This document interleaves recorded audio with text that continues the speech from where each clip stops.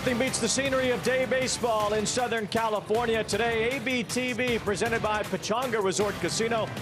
Why wouldn't there be a Christmas tree in front of the Big A today? It's the finale and rubber game of this three-game series between the Angels and the Orioles. Christmas in June, right around the corner. Haven't you heard?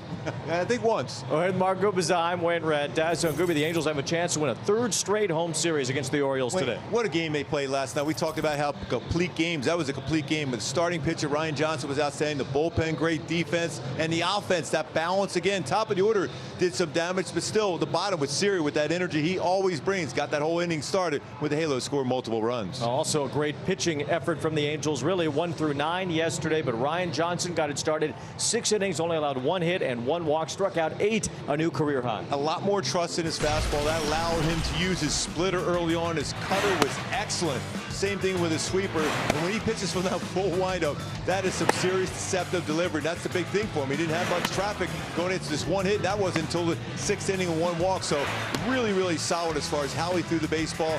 Good balance in there, and I love the fact that fastball got back up there to the 94 range in that 5-4-3 double play. And what a reaction by Ryan Johnson. RJ, dominant. Take a look at our StatCast 3D powered by Google Cloud. Why he was so effective with 15 whiffs during the game. A lot of those well out of the strike zone. He established the splitter with 6 of those whiffs. Sweeper was good. Cutter was excellent. It was a firm cutter and 1 sinker. 8 punch-outs in 6 shutout innings. And yesterday's game brought us to the exact halfway point of the season. So what are some things that you've taken away from the first half? Wayne, I've really been liking the starting pitching for the Halos all season long, and now you see Ryan Johnson go out there and establish. But the top 3 dogs out there have been great.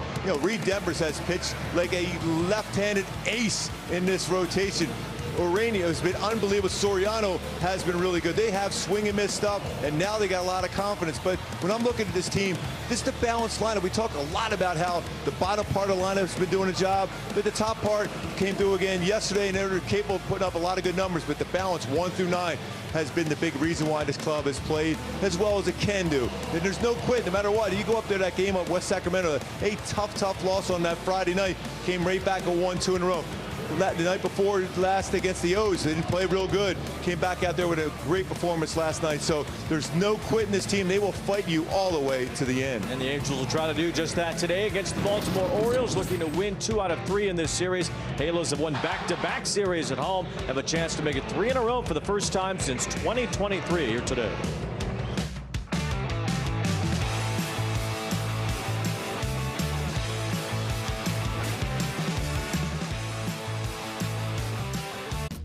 At Ace, we know whether you grill with charcoal, MLB is brought to you by Hyundai. There's never been a better time to test drive that Hyundai you've always wanted. Visit your SoCal Hyundai dealer today. By Jack in the Box, get fired up with the Hot Ones Munchie Meal. And by StubHub, a proud partner of Angels Baseball. What is that thing? That's Bailey's Circuit. Yes. It's the official dog of Ringling Brothers and Barnum and Bailey Circus. That's not a dog. Sure looks like one. It's a robo-dog. Get that thing to do the laundry and stuff. Yes. At very least, clean the floors, man. Let's go. Forget the circus. Come clean the house for us. Jose Soriano's on the mound for the Angels here this afternoon. Yeah, just looking for him to get back on track. I mean, he still has pitched some decent games, but he was the most dominant pitcher in baseball the first month of the season. My go-to is for him to get back to that dominant self, and it's going to have to really be going from that sinker. Success is a must. That sets up that splitter to finish off the hitters with his knuckle curve. I mean, that is a swing and miss pitch. 45.4 whiff percentage with his knuckle curve, and if he establishes that early on, he's usually in that mindset that he can dominate hitters. The lineup for Baltimore with Taylor Ward once again leading off. Then it's Gunnar Henderson. Tavares is in the 3 spot today with Pete Alonso batting cleanup. Basayo, the young catcher. Cowser in center field. Mayo's DHing today. And Blaze Alexander, who got hurt in the game on Monday and then created that chaos for the Orioles where Leody Taveras played infield for the first time in his life, is back in the lineup at third base here on a picture-perfect sunny afternoon in Southern California. Yeah, just a beautiful afternoon for afternoon baseball. Defense behind Soriano. Just low back, and he's playing center field. He's 27 games in his career in center field. It's going to have to really go out there and move around because you got Meckler playing rights, never played there before. Christian Moore, very limited number of games out in left field, so he's the anchor of that defense out there. Solid defender, can cover some ground. And Jose Siri, now labeled the Cheetah, is on the paternity list, so we'll see Siri at some point this weekend. Taylor Ward starts it off this afternoon, and his former teammate Jose Soriano drills in a fastball for a strike to get things going as the Angels try to win their third straight home series. Always, all his pitches are set up around his command and confidence in his fastballs. Broken bat ground ball here. It's cut off by Denzer Guzman, who fires to first and retires Ward. Good start with a ground ball out for Jose Soriano. And towards the end of that bat, too, and it got to sound like he broke his bat on that sinker, too. It's good to see using that sinker, getting some ground balls. He's about a little over 53% ground ball rate this season. A little bit down compared to his career at 60%. Still leads the American League, though, in that category with 53%. And he's been amazing in day baseball this year. He's 4-0 in 5 starts. He has a 1.42 ERA. What is it about the day games that you think makes Soriano harder to pick up? I think part of it is that glare. You can throw that knuckle curve, especially when you're here at home out of that rock pile in there, especially from the right side. It makes it more difficult from his arm angle to track the baseball.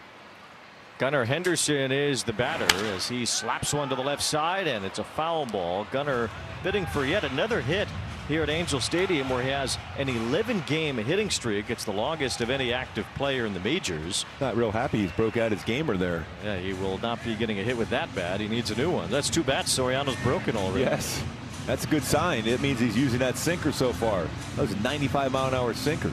So Henderson will work on a new one and get back to the batter's box, where he enjoys being against the Angels.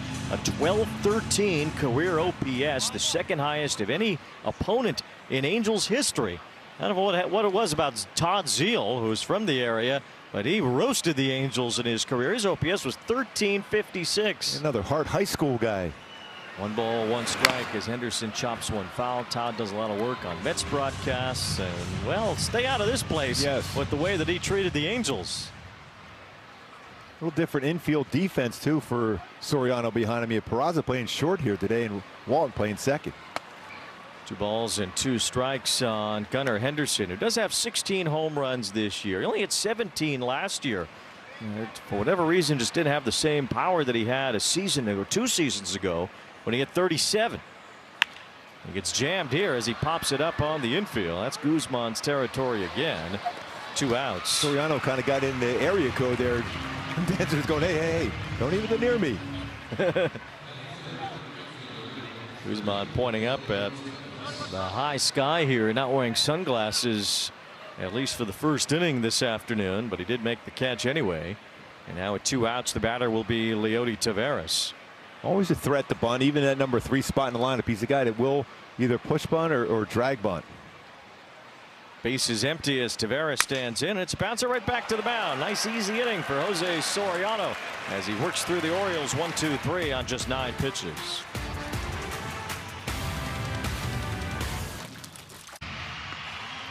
Angels lineup is presented by Irvine Auto Center. Without Zach Neto in there today, it's Nolan Shonowell leading off. Denzer Guzman bats second, and Wade Meckler hits third. Jorge Soler is the DH. Christian Moore in left field. Walton at second base batting 6th. Then Peraza in there for Neto at short. Josh Lowe back with the ball club in center field, and Tyler Heineman gets the start behind the plate against a mountain of a man on the mound for the Orioles today. Rookie right-hander Trey Gibson. And he's got a firm fastball at 92-97 range. He'll throw a slider, he'll throw a cutter, he'll throw a curveball, and a sweeper. My go-tos to have some success in his day game against him is pound that curveball. Some pretty good numbers against 357, a couple home runs. But back up the middle on his cutter. 444 batting average versus his cutter so far this year. Last few times out, though, he's been really, really effective, especially with punch-outs. It's Nolan Shonowell starting things for the Angels today. He's hit a couple of home runs recently, including one last night. Holding down the leadoff spot today, as we've seen Shonowell's average go up to 266 on the year. It's his first time batting leadoff this season. He did it a number of times in his first and second years in the major leagues. Did it a half dozen times last year. Grounds this one to first base. Pete Alonso has been a lot better defensively this season nabs that for the first down. Oh, it's right on cue. I was highlighting them on my defense with 3 defensive run saves. This is 77th game already at first base this season for the O's. Jackson, Henderson, Alexander in the infield. In the outfield, you got Ward, Cowser, Taveras. They covered a lot of ground out there, too. But Alonso's been really, really solid at first base for the O's. -9 defensive runs saved last year. You have to give Miguel Cairo a lot of credit, the Orioles infield coach, who was very busy on Monday night directing Leody Taveras at third base pretty much on every pitch. They gave Miguel Cairo a new spot in the dugout on Monday to make sure Taveras could see him, because it was basically pitch to pitch and batter to batter that Miguel Cairo had to give new directions to Taveras, who never played the infield before. Pretty solid defender himself, though. No balls and a strike on Guzman, who's developed into one also at third base. Backs away from that pitch, and it's 1 ball, 1 strike. Feels like the Angels have had a different number 2 hitter every single game since Mike Trout got injured. As Guzman lifts one to right field, lazily toward Taveras, who makes that grab in his natural habitat. 2 up, 2 down.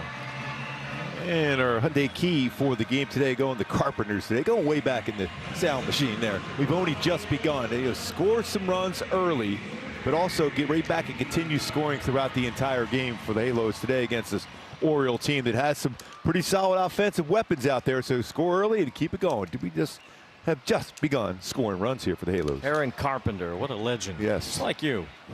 In my own mind. 2 out. Well, where else are you going to be a legend? Yeah. Who cares what anyone else thinks? By the way, I loved her voice. Her voice was incredible. All-timer. 1 ball, no strikes on Meckler, who's in right field with Joe Adell not in the lineup today. It was interesting to see the lineup today without Adell and Neto, knowing that Siri was going on the paternity list. The batter is James Hoy has to describe the challenge here. Powered by T-Mobile. It's a strike. Los Angeles has 1 challenge remaining. Just getting that inside part of the plate. 2 out, nobody on, as Meckler is the batter. 1 ball, 1 strike. A chopper to Gunnar Henderson as he waits for it. Has to hurry now. Meckler safe again. We've seen that a couple days in a row. Somebody had to charge the way the Halos are running down hard down the line. Some good speed. Those hard 90s, and Henderson backed up on that ball, waited for it. And even if Alonso scoops that, I don't think Meckler is out. You're exactly right, Wayne. I think he's still beating that out. No, definitely.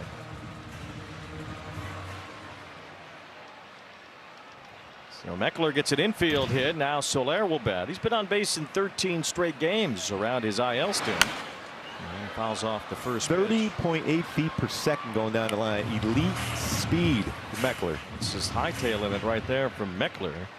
Says Siri, I'm not quite as quick as you were last night, but I'm pretty close. No balls and 1 strike on Soler. And again, just to highlight the difference in the lineup today, Kurt Suzuki said he wouldn't take those guys out, those regular starters, unless they asked for the day off. So both Neto and Adell hoping to capitalize on tomorrow's off day with 1 today. And it's back-to-back days off as it turns out, but we could see those guys pinch it later. You've seen a lot of, we talked about, in the first half, how there's been good balance in the lineup. Guys getting their opportunity to play. And they've really gone out there and succeeded. 2 balls and 1 strike on Soler, who has 10 home runs, 1 of 4 Angels to reach double digits. And he hits this ball deep in the air toward left. Back for it, Ward. Out near the wall. It's gone. Jorge Soler lines out a homer, and the Angels take an early lead. We've only just begun. Soler power. 11th home run of the season. And the hustle from Meckler pays that off for the Angels. That would have been the 3rd out of the inning. Just like basically with Sirius hustled down the line yesterday, it started that big inning. Just like that, the Halos on the board. 5th home run Gibson has allowed. Soler selective. We've seen Taylor Ward go up to that wall before and bring home runs back. And that ball was just hit too far out of his reach. Couldn't get back in time either. That ball was lasered by Soler. So a couple of runs with 2 outs, and has been typical of the Angels offense this year. Typical of the Orioles pitching staff, as they have allowed one of the highest batting averages in all of baseball with 2 outs this season. 258 entering today. Well, you can see that slider right there that Christian Moore went after. It's his best pitch. But you're right. 2 outs, the approach, the confidence. And a line drive base hit for Christian Moore. 3 straight 2-out hits, including this home run by Soler. Slider in the strike zone, back up the middle. Oh, look at that swing by Soler. Brought his hands up. That ball just kind of ran on the inner half, and he covered that one. Fastball, crushed it. 11 homers. He's driven in 37 on the year. It's the 2nd home run. Gibson allowed on his fastball. Donovan Walton now fouls one away. Walton has an 8-game hitting streak, tied for the longest in his career. It was mixed in with a 6-game streak in which he had both an extra base hit and an RBI.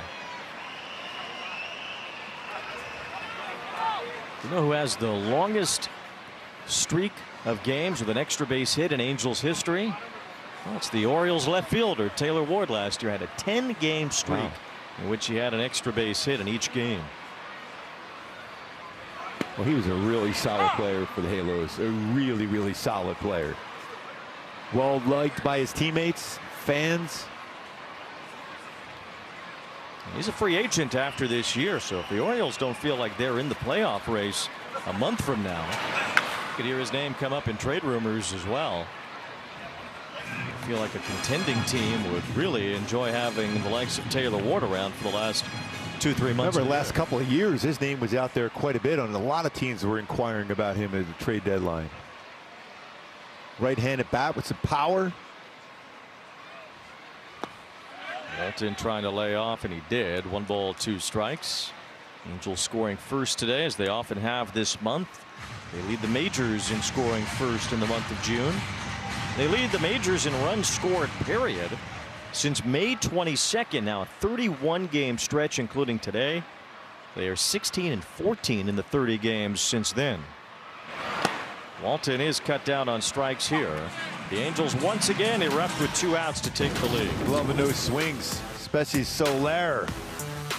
And that bat speed drives that out. 2-0 Halos.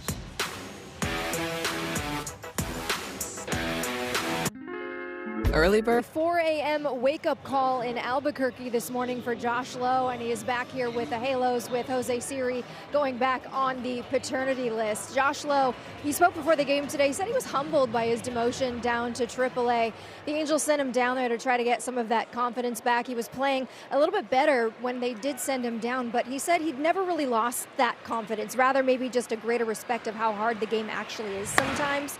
Sometimes as an athlete, you feel you're invincible. As a baseball player, you maybe need to be humbled a little bit. So he said, wouldn't really say I lost my confidence, but just realizing what it takes day in and day out to be successful at this level. Unclear if it's a short stint, though. Siri will likely be back Friday or Saturday with the Halos, guys. Yeah, I mean, it's a grind, too, and it's the mental part of baseball, because there's so many ups and downs, especially as a hitter, because it's so hard to hit one day. You can hit some baseballs hard, be right at somebody next day.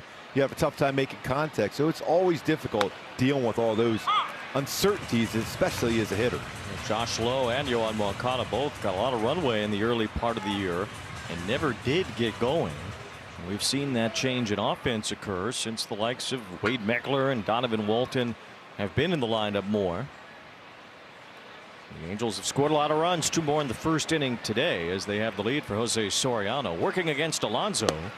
He lays off on that 1-2 slider. Mixed in a few more sliders last time out, too. Ended up being a pretty effective pitch. High whiff percentage on that, along with his curveball and split. Ran that one down and in. Righties haven't done much with Soriano this year, batting just 171, 3rd lowest in the American League. It's the .514 OPS, so even the balls they have put into play have not done much damage against him from the right side of the plate. Crazy how he's kind of flipped the script on that. It was just the opposite before. 2 balls, 2 strikes on Alonso.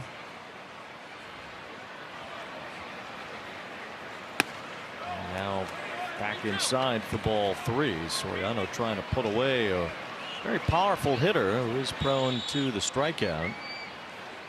Alonso will draw his walks as well. 3-2. A line drive over third for a base hit. So Alonso gets on to start the second. It's the first hit for the Orioles. And that sinker was on the inside part of the plate, just strong enough to be able to fight that one off. Get into left field. Sinker, you want to keep that one down. If it's down, he's getting another ground ball out. It was elevated, it's flattened out, and that's why it became hittable.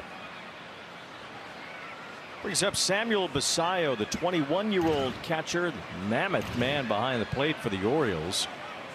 6'4", 250 pounds, his listing, and getting some playing time this season for the first time really extended at the major league level. And even more so lately with Adley Rutschman on the concussion IL.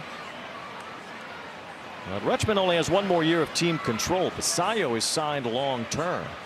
So let's see what happens with Rutschman. But the Orioles have certainly hitched their wagon to Basallo for the foreseeable future.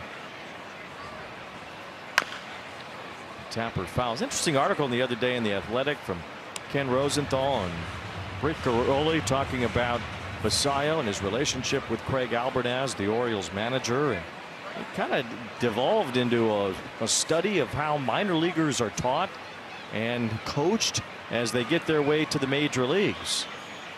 As Basallo, it's a high and long fly ball to right center field. And he shows you his power as he sends one about halfway up that first section of bleachers in right center to tie this game. Boy, you get 2 runs in the bottom of the first, and right away you give up a 2-run shot. Tough one. That was about 107 miles per hour off the bat. Splittered, it was upstairs, so he's got a sinker upstairs this inning and now a splitter upstairs. A couple of big boys in this Orioles lineup, Alonso and Basallo, both come across. That's not a place you want to live against this guy. Yeah, a couple missed spots already. Now this is how you need Soriano to react, go right back into attack mode again. Can't let that swing there by Basallo change the way you're going out and doing your business. There's Colton Cowser as he takes strike 1. It's much better on the sinker down there. It's interesting to hear some of the beliefs of some of the older guys around. Chris Bassett on the Orioles saying that maybe the minor leaguers could use some toughening up along the way. No balls and a strike the count here on Cowser. That, you know, they don't really get that tough love until they get to the major leagues when they absolutely have to perform. And now wins and losses matter, and there's maybe some babying that happens in the minor leagues too much for players that are trying to get to be their best when they get up here. That's why sometimes you think of, even on the pitching side, maybe stretch them out a little bit more. See how they do when they get to that 100 pitch count. See if they can make those quality pitches. Same thing as a hitter. See how many times you can go up there after a few at bats or a bunch of games in a row, how you can be consistent. It became an interesting study as the young players move through the minor leagues a lot faster than they used to. 1 ball, 2 strikes on Cowser, and a swing and a miss on a high fastball. First strikeout for Soriano. You know, Basallo's 21 years old. Not a lot of catchers, everyday catchers in the major leagues, come up that young. But almost like offensive linemen in the NFL, you almost have to learn some things, some ups and downs, learn your staff, learn all the analytics you're giving, how to set up hitters. 1 out as Kobe Mayo bats. Basallo was recently given kind of a 3-day mental break, is how the Orioles described it. Even with Rutschman not in the lineup, the Orioles thought it'd be better for Basallo to just kind of take a break and get away from the catching duties for a few days. The count goes to 1 ball, 1 strike on Mayo. And that's kind of what opened up the discussion of, you know, how much Basallo still has to learn and how much he already has learned coming up as a very young catcher. He knows how to swing the bat. I know that. That's for sure. He showed that off with his long home run in this inning. Mayo just chased a pitch that was about 3 feet outside and started on the off the plate. Soriano will take that, and it's 1-2. You know, Mayo's another guy you could ask the question too. Are these guys being properly developed? He's only hit 187. The Orioles have rode the coattails of so many young players that they have tried to develop over the last few years. Seemed to be working 3 years ago when they won the American League East. But they have not been able to get back to that point since. Mayo drives one toward left and has a base hit. Came right back with a knuckle curve and threw that in the strike zone. You have a guy chasing a knuckle curve well off the plate.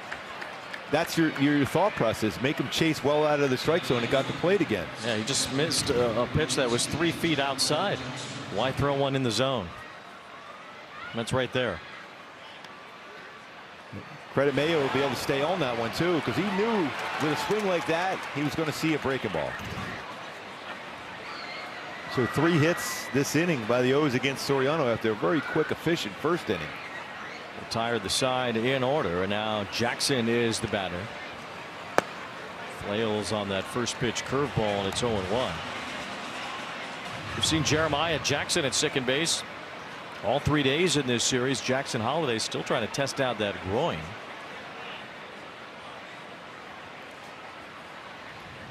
The Orioles have played a man short, and really 2 men short throughout most of this series. They didn't have Alexander for most of game 1 or yesterday.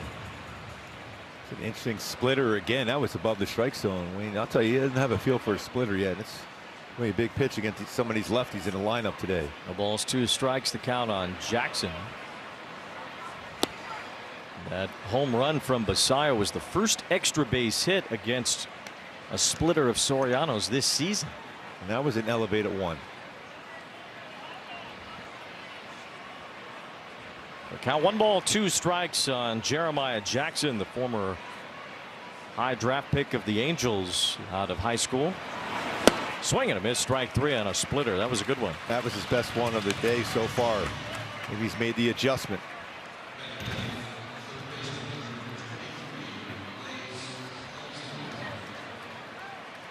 Two strikeouts in the inning, but also 2 runs for Baltimore. Now the number 9 hitter will be Alexander. Some number 9 hitter they have here. He's hit .385 over the last month and a half. He's a good contact guy. Ball 1. He was traded by the Diamondbacks in the offseason. Kind of look at how the Diamondbacks are structured, and they could probably use a guy like Alexander right now. Boy, they've had a lot of injuries to their pitching staff, the Diamondbacks. A ton. And it certainly held them back. 1 ball, no strikes. As Alexander fouls one at home plate, and it's 1 ball, 1 strike. Alexander grew up in Florida, but he also spent a lot of time in Indiana, where his family is from. Mentioned Dan Plesac, his uncle. His dad was a minor league pitcher. His grandfather was in the Cubs organization way back when. Swing and a miss. Alexander out in front of the splitter, 1-2. All of a sudden he's got a feel for the split again. His cousin Zach Plesac was briefly with the Angels.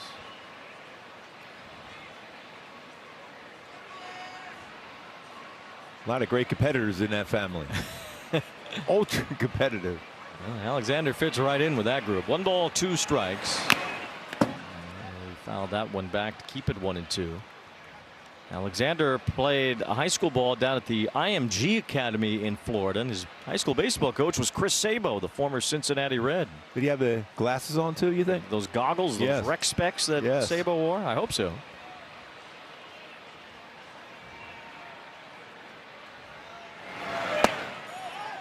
Two and 2 the count. Well, an old teammates does a lot of pitching coach down at IMG. Tony Ferrera, he played a little bit with the Mets after he left the Royals. He's been down there for a long time. They've had some great players over the years go through that program, and all sports down there. Especially on the football and basketball sides. You'll hear that school come up quite a bit if you cover college football or college basketball or even pro football or pro basketball. 3-2 now on Alexander with Mayo at first. He'll take off with 2 outs. And that's ball 4. So Alexander works a 2-out walk. Soriano was ahead in the count, couldn't finish him off, and now Mike Maddox will come to the mound. So this has turned into a long second inning for Soriano. A real quick, efficient first inning, but now all of a sudden that pitch count jumping up again. That's why you're seeing him a lot. 5-6 innings max of late. It'll be Taylor Ward after a drive with Hyundai. A car that sees what you can't, how it should be. The Hyundai Tucson.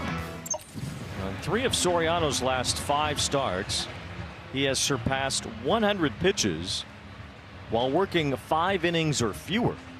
He was at 105 in 5 innings his last start against the A's.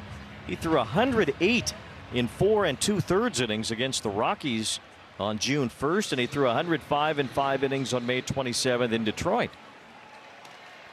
And he's on that track again in what's turned into a second inning in which he's nearing 30 pitches alone in this inning. And here's Ward, who grounded out his first time. See, not trusting and using his fastball. You have one fastball was hit, one hit hard by Alonso. You don't go away from it. You got to still use that pitch. It sets up knuckle curve and splitter. He's got to follow through out over that front leg with it. That's right in there, and it's 1 ball 1 strike on Ward. It's already a big moment in the game here, especially this top part of the lineup for the O's. After you had a 2-0 lead, it's 2-2 already with more traffic. Angels scored 2 in the bottom of the first. Baltimore's tied it here in the second. As Ward takes strike 2, and now you see Taylor Ward in take mode. Well, maybe it's a good idea to not swing against Soriano, because no pitcher has induced more swings and misses on swings this year than Soriano has. 1 ball 2 strikes. Swing and a miss. There's 1 to win the inning. Hey, trusted his fastball. 3 straight fastballs.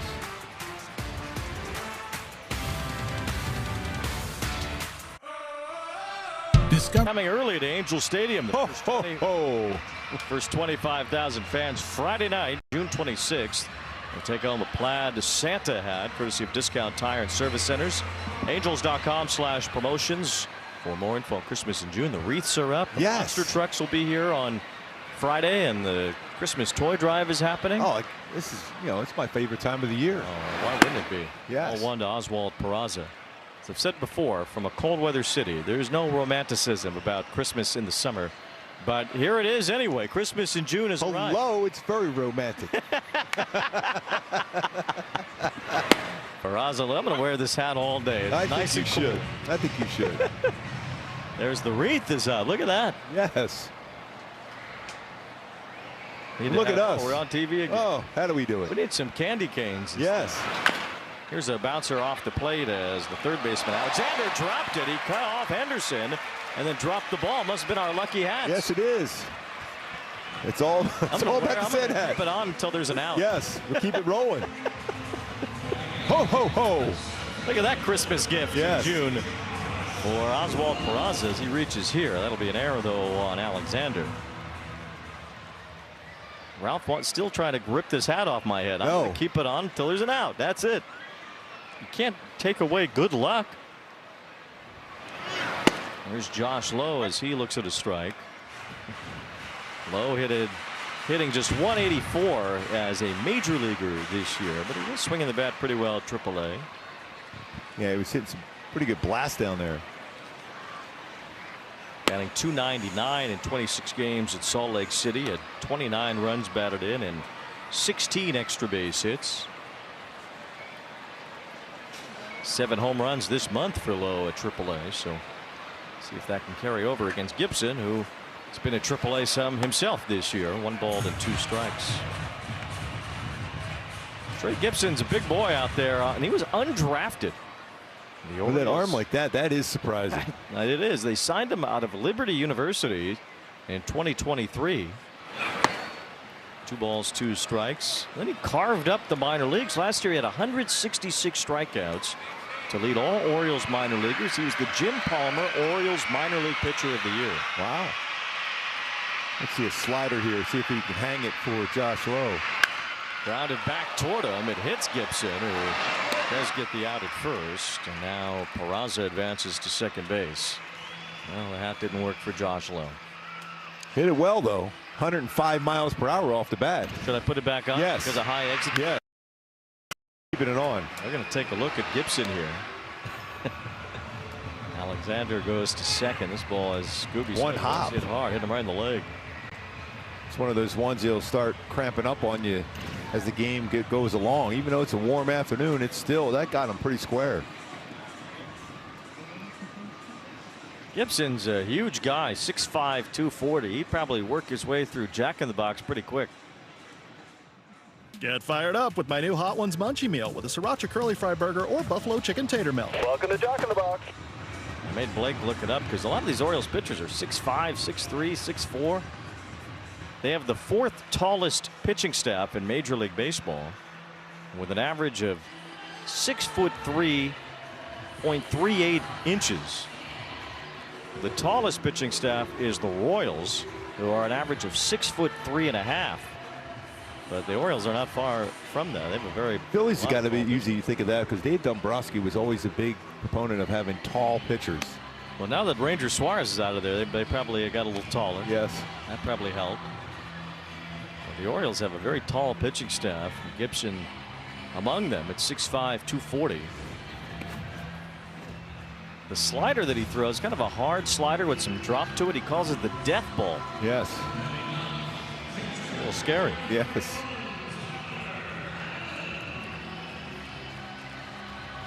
Got over 28% whiff percentage on there. Just a 148 batting average.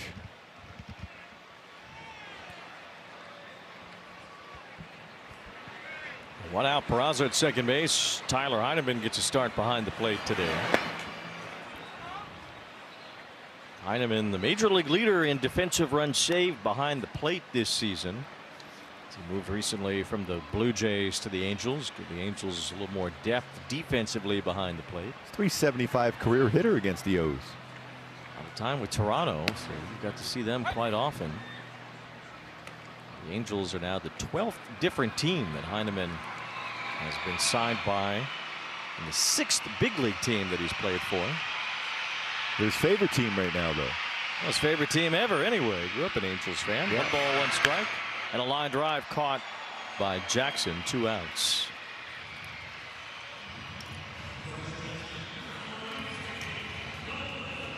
It's our Kia player profile as Shonowell bats. Boy, what he's done in his last 25 games, too. Even that slugging percentage up almost over 70 points. OPS jumping up almost 150 points. This is the guy you want up here with an RBI situation, too. He hits the ball sharply. Wow, a lot of hard hit balls in this inning. And the Angels have nothing to show for it. Just 1 base runner on an error. They don't score.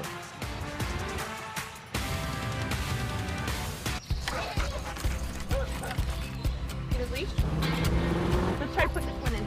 To refer to Dave Winfield without throwing the word big in front of it. And Big Dave Winfield at age 39 hit for the cycle on this day in 1991. Still the oldest player to ever do it. That's against Bill Bakota. Brian McRae Triple. couldn't reach it. No. You talk about a scary guy when you're on the mound, or especially even at third base. I mean, I was always concerned about a line drive up the middle, so I always told my third baseman, hey, better you than me. You at least have a few more feet away. I mean, he had some rockets. 2 balls, no strikes on Gunnar Henderson. I have to imagine it has to be just the scariest thing ever for a pitcher is how close you are to these guys crushing the ball. I mean, look at that baseball with Josh Lowe. It was 105 miles per hour off the bat. And when you release the baseball, you're probably sometimes 50, 51 feet away, depending on your stride. It really is amazing we don't see more serious injuries, especially as guys hit the ball harder more often. Bigger and stronger than they've ever been. There's very little reaction time for that pitcher back on a line drive up the middle as Henderson, it's a bouncing ball towards short. Peraza, off balance throw, gets the out. The best at scooping throws at first. Going Shonowell. Nice long hop given to him there as Peraza was able to backhand and get rid of it. That's a real good play. Quick on the transfer. No, he has to be quick with Henderson running down the line. Got rid of it quickly. The bounce and the scoop. Angels have often employed an infield lately with 3 natural shortstops on the field between Neto, Peraza at second base, and Guzman at third base.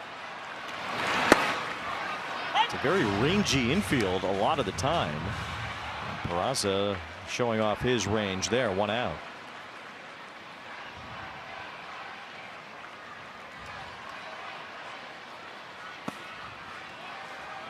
Taveras got a chance to play third base the other day. Very experienced outfielder. Today the Angels employing an outfield with some guys that are not really that used to their current spots. You have Christian Moore making his 3rd career major league start in left field. You have Josh Lowe making his 2nd start in center field this year and just the 23rd of his career. You have Wade Meckler with his 1st career start in right field today at the major league level. And a day game too, where the baseball has a tendency to carry a little bit more too, so a more difficult outfield to play in a warm afternoon like today. Now 3 balls and a strike on Taveras, who bounced out his first time. Back to Soriano. And he walks here. It's a guy with some pretty good speed aboard as Pete Alonso is due up. It's the one thing too for Soriano, as good as his stuff is, there is still a walk part of his game. It's now 48 walks on the season. 94 in the 3rd innings pitched. You would imagine he's on the move here too. He likes to go first pitch, first movement. Taveras will.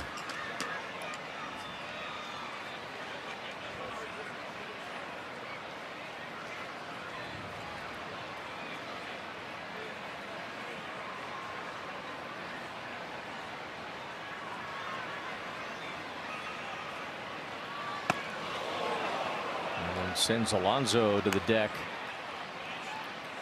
Another first pitch out of the zone from Soriano. 6 first pitch strikes out of 13.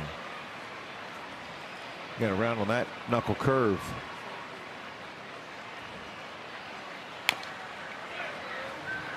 Alonso did lead the National League in hitting into a double play last year, hitting 23 of them. Soriano's had 8 turn behind him this year. Alonso's hit into 8 this season, so we'll see if Soriano can put that recipe together and get out of this inning. Got away with that knuckle curve there too. Ball 2 strikes. That pitch count really starting to rise though, so if this does turn into a longer inning, it'll be tough for Soriano to keep that pitch count under 100 before the 5th inning or so. 1 ball 2 strikes.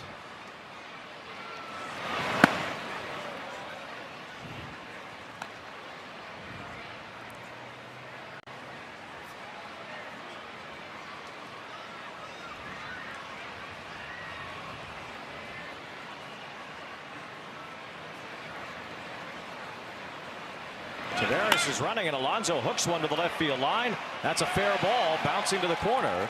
With Taveras getting a head start, he'll score easily.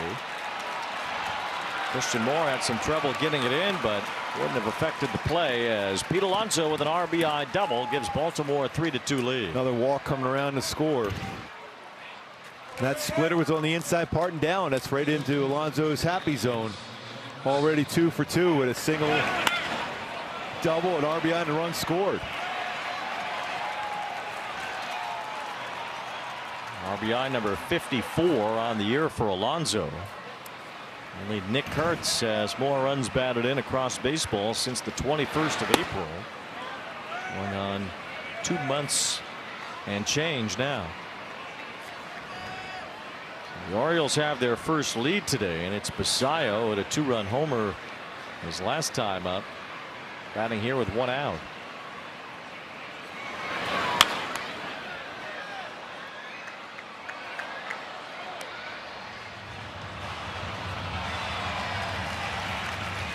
Soriano has only surpassed 5 innings once in his last 5 starts, and just 3 times since the middle of April.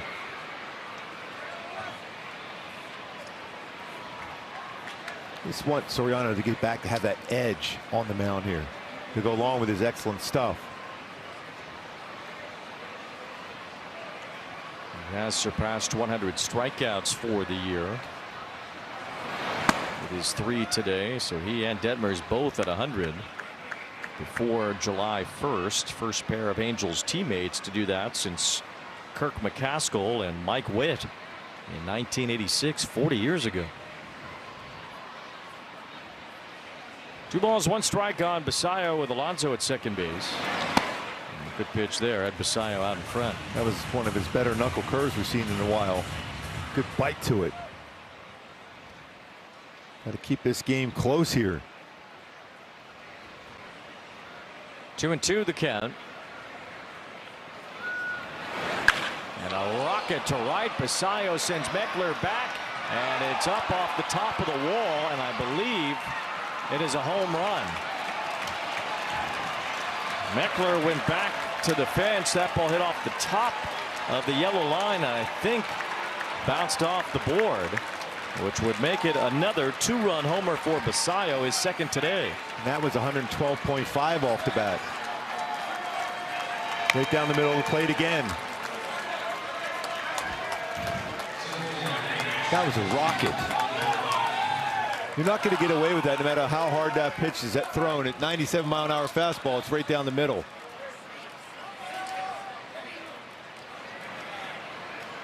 See, actually hit above, just above directly. Yeah.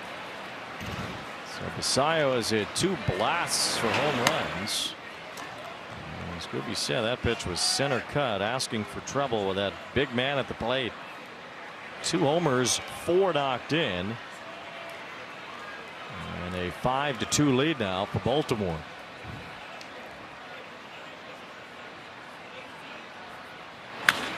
Hauser rips one through. 4 straight base runners with 1 out. And another pitch in the middle of the plate. I mean, his fastball is still good. It's firm, but he's had so many fastballs the heart of the plate. I mean, in the beginning part of the season, there was edges and shadows with his fastball that got so many swings well out of the strike zone with his secondary pitches.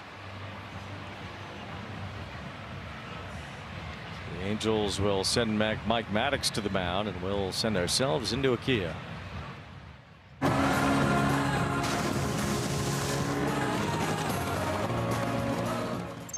Seems like the general body language from Soriano has not been the same from that dominant version of him we saw when he was the April pitcher of the month. Yeah, had that little smile on his face, the confidence.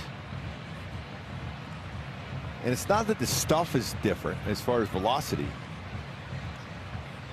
but the confidence is not there. It doesn't seem like there's as much conviction in what he's doing on the mound. And the results certainly have not been there either, compared to one of the great first months of a season in baseball history. So a lot of time to come back in this game in a warm afternoon. We know how the baseball would jump. Basayo showed how you can jump a baseball. Same thing with Soler. Seen a few home runs already today, 2 of them from Basayo, as Mayo takes ball 1. Already action in the bullpen.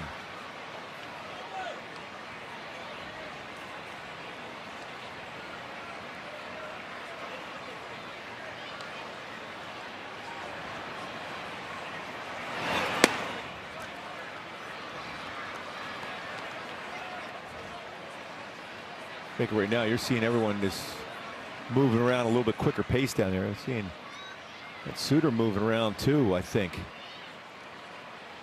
Jose Fermin was throwing, and now Suter might join him. Oh, Mitch Ferris. Ferris, yeah.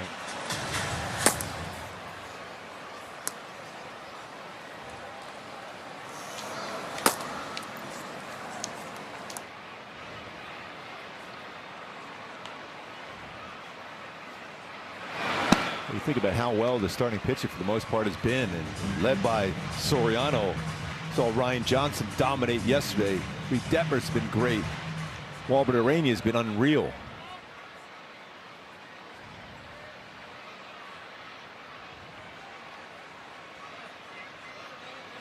The Angels need Soriano to be that guy, to give them that big boost in the rotation.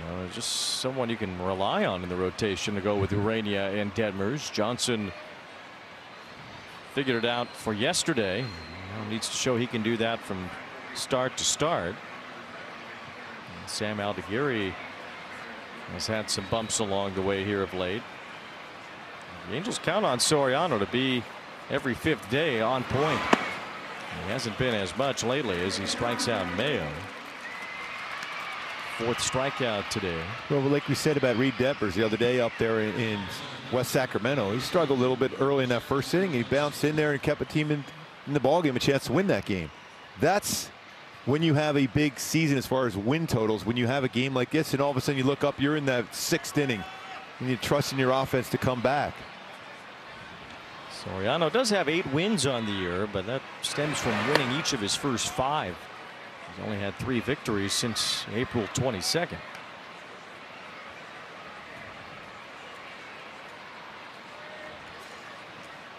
Jeremiah Jackson struck out his first time.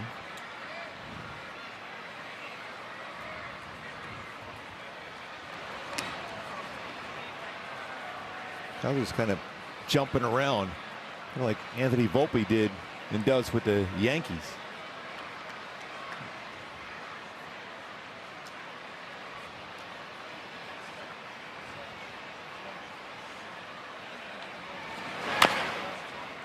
Soft bouncer. Guzman has to hurry as he fires it across. It gets the out by plenty. Boy, he's been so solid defensively at third base. I say keep the change. Welcome to Jock in the Box. Make your favorite Halos All-Stars. Scan the QR code to cast your 2026 Konami eBaseball MLB All-Star ballot daily, or visit MLB.com/vote. The first round of voting will end tomorrow. It's the last chance to cast more votes for Mike Trout, who is 2nd among American League outfielders. And it's time for the Wells Fargo Active Cash Credit Card Active Mike. And the Angels hoping that this Mike can be active soon. The future Hall of Famer Mike Trout. Mike, how's the hamstring and everything feeling? Hamstring's feeling good. Feeling real good. Yeah, see you out there doing some drills in the outfield. Does it feel more and more comfortable every day? Yeah, every day it gets better. You know, I really don't feel it anymore when I'm walking, which is a good thing. And, you know, just taking, you know, positive days after positive days. So no setbacks or anything so far. Just, you know, taking the positives, and it's good to get out on the field for sure. When do you get to a point in your rehab process for whatever injury and feel like now you're there? Yeah, I think it's just a confidence thing, where you can do things and you're not, you know, thinking about it, you're feeling it. So it's just getting to that point. Like I said, I was doing stuff on the field today. I did some stairs earlier. You know, the progress has been great. Trouty, when you look across that other side of the field, you see the Baltimore Orioles. You've had some fun against them throughout your career, including your first major league home run. Did you get a chance going against these guys? No doubt. You know, with the homer and then me robbing that ball with Weaver on the mound with J.J. Hardy when I was younger. It's always fun to play these guys. You know, especially when we're playing them over there because it's close to home. By the way, did Weaver ever buy you dinner after that play? He's bought me a lot of dinner. So he don't owe me anything. Catcher is challenging. Catcher challenging the last call here as Gibson was trying to get a strikeout on Guzman over the outside corner, and he does get strike 3. Like, what's Baltimore been your has 2 thought challenges of ABS as you've played it through a first half here so far? I like it. I love it, actually. You know, there's definitely advantages to having them at the end of the game. There's strategy to it. You know, you gotta. You know, we talk about it all the time, and just like when we should do it in situations. You know, it's tough. You're up there battling, and you know, sometimes it's an obvious miss or it's an obvious strike. So you know, to get it right, it's been good for me. So is it harder as a hitter because you have the emotional aspect in there where you think you know exactly where that strike zone is, but then they call it a strike and you're not quite sure when to challenge or not? Yeah, I mean, for me, it all depends on the situation. You know, early in the count, that's one thing. But if you know it's got, like I said earlier in the count, it's got to be like a for sure ball. Or, you know, later in the count in a big situation where you think it's, you know, there's a chance it could be a ball. You take a chance, you know, late in the game. But, you know, you see the benefit of having them at the end of the game. You know, you get to use them. So, and then if you use them one early, it kind of basically limits you throughout the game for challenging close ones, you know, mid game. So it's there's a strategy to it, but I like it. Mike, well, you've been to so many All-Star games already, but is there something extra meaningful to go through some things the last few years, get back to that All-Star level, and of course it being in your home area as well? Yeah, no doubt. You know, being 45 minutes, growing up from Philly, definitely means a lot, and definitely for my kids. You know, they're understanding. Daddy plays baseball, and for them to experience it, and I know Beckham would be fired up to. Be on the field. Same with Jordy. He's a little younger. He doesn't really understand much right now, but it'd be cool for them, it'd be cool for me, and obviously seeing family and friends at the game and just to spend time with them. It'd be awesome. As the older one, does he realize like who you are though? I mean, as far as baseball, does he realize how much you've succeeded at it and where you are in the history of the game? Does he have any understanding of that yet? I don't think so.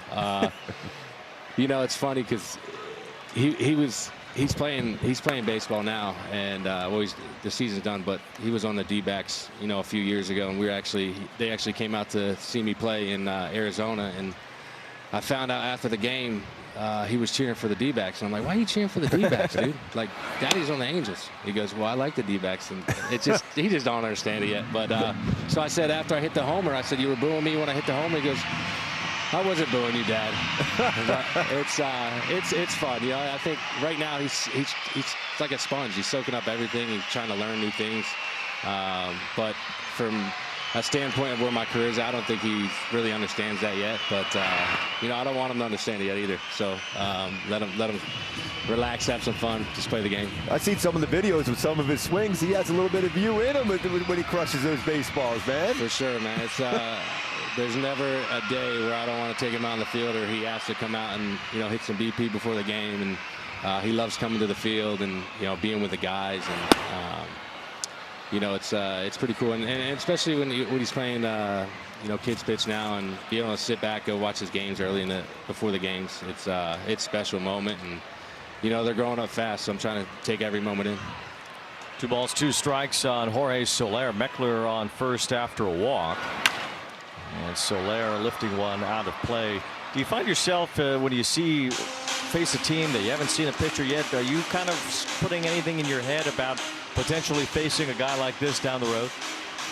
Yeah, during a meeting, looking at him, seeing what he has. We haven't been to Baltimore, so there's probably a good chance we might see him for sure. Right now where I'm not swinging right now, so it's kind of just looking at video and just trying to see things and talking to the guys when they come back from facing him, what he has, what it is. But yeah, I try not to do crazy, overthink things. It's been working for me. So how proud are you of your guys, especially up in those after that one tough loss up at West Sacramento, to bounce back like they did and score the runs like they were the last 2 games, you able to win those games up there against the Athletics? Yeah, I mean, to lose a game like that and to be able to come back and just bounce back, it just shows you, we ain't quitting. We got a lot of young guys that came up and, making a big impact, and it's fun to see. They're coming in every single day and working hard, and it's definitely good to see. Has this time off been more frustrating than usual because you had been playing every day and you were putting together such a solid first half of the season?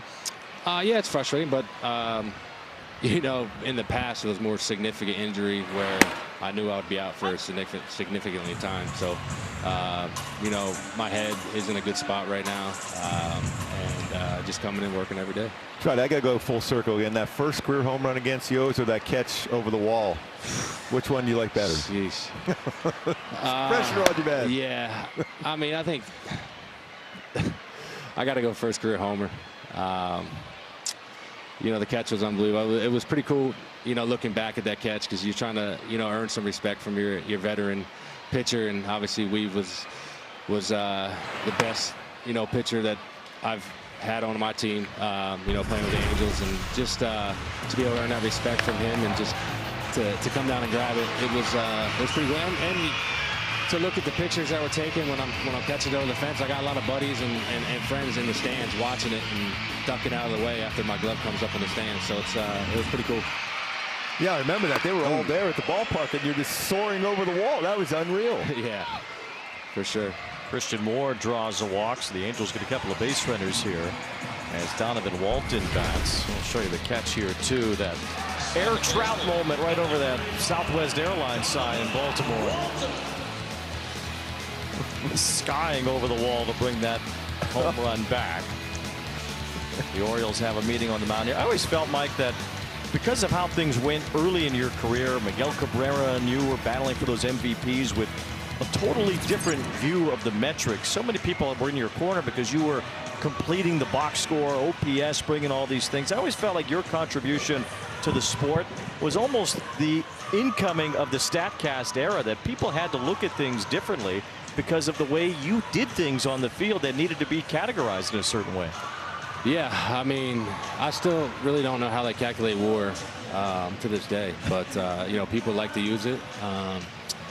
You know, battling back and forth with Miguel Cabrera that year was something special. You know, he was one of the guys when I first came up. It was like every day we played Detroit, I had to come out and watch BP and just see how his routine was. I try to, you know, pick his brain as much as I can, and you know, what he was doing was just, I mean, to win the Triple Crown, I mean, that's like top of the list, you know.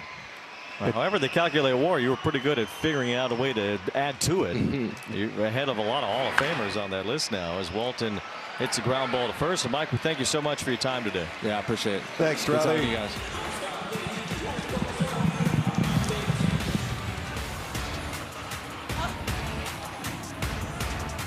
My moderate 7th for a post-game fireworks show. Get your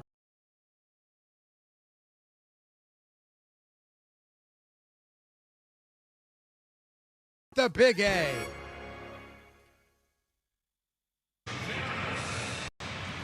Now back here in the 4th inning as the Angels already are into their bullpen. It's Mitch Ferris on the mound for the Halos. Jose Soriano was sharp in the 1st inning, 1-2-3, ran into some issues in the 2nd and the 3rd. And now after just 3 innings and only 69 pitches is out of the game. Yeah, surprising, not able to, you know, have the opportunity to fight through some more innings and give your team a chance to be able to come back and win this game. Now it's up to Mitch Ferris, who's been really solid in this role himself. Going to try to put up some zeros. Swing and a miss by Alexander. You have to wonder from a health standpoint if everything is good with Soriano. And I don't mean good enough to pitch, but I mean good enough to be the kind of pitcher that he was in the first month of the season. It just seems like ever really since we saw him wearing that athletic tape against the White Sox, things have just not been the same for Soriano. He doesn't have that same zip. He doesn't have the same confidence, and certainly does not have the same results. And sometimes when you have that neck issue, you alter your mechanics to be comfortable enough to throw the baseball. You just wonder if that kind of snowballed. It's muscle memory on the mound. And you wonder if that's kind of affected how he's finishing off pitches. There's been some games where he's been pretty solid, but not like anywhere near where he was in the beginning part of the season when he was as good as anybody I've ever seen. And it's also his 3rd time in his last 4 starts leaving a game with fewer than 90 pitches thrown. Almost like he's being protected in some way. 88 pitches in 6 innings against the Dodgers, 76 against the Rays in 5 innings. He didn't give up any runs in that game. And he came out after only 76 pitches that day. And then he got hit by that line drive that day, which could have been part of that. But even with 5 runs allowed here, to come out after 3 innings raises some red flags. Yeah, you always think in your mind as a starting pitcher, okay, I've given up some runs, but I have trust in my offense. And then you mentioned it earlier, since May 26th, nobody scored more runs than the Halos. Bouncing ball here, flattened out. Peraza stayed with it and throws out Alexander. Good throw there by Peraza. Ended up not being an easy play because of that ball flattening out on him. We got a lot on that off-balance throw too. It's a dangerous stride at the end there by Alexander. 1 out, and Taylor Ward is the batter. Struck out his last time against Soriano. Facing Mitch Ferris here, the pride of Wingate University. He's filled into this kind of long relief role for the Angels this season. Ward hammers one toward left, moving toward the line, hooking away from Moore. It falls in for an extra base hit. So Taylor Ward has not hit many home runs this season. He's still found his way with now 18 doubles on the year. And just hook that right down in the corner. He's did that a lot when he's wearing that Angel uniform. The Orioles with a man in scoring position and 1 out. That was cool talking to Mike Trout there. That was great. That story about his son rooting for the Diamondbacks because it was his little league team. That is so a Trout. That is definitely a Trout there. For sure. Hey, that's my team. No special favors either. They can't get him on the Angels every year. Now he's a Diamondbacks fan. 1 ball, no strikes on Gunnar Henderson, who popped out and grounded out today. I was watching some of those videos when he was talking about it. Man, Beckham's got a good swing, a really good swing.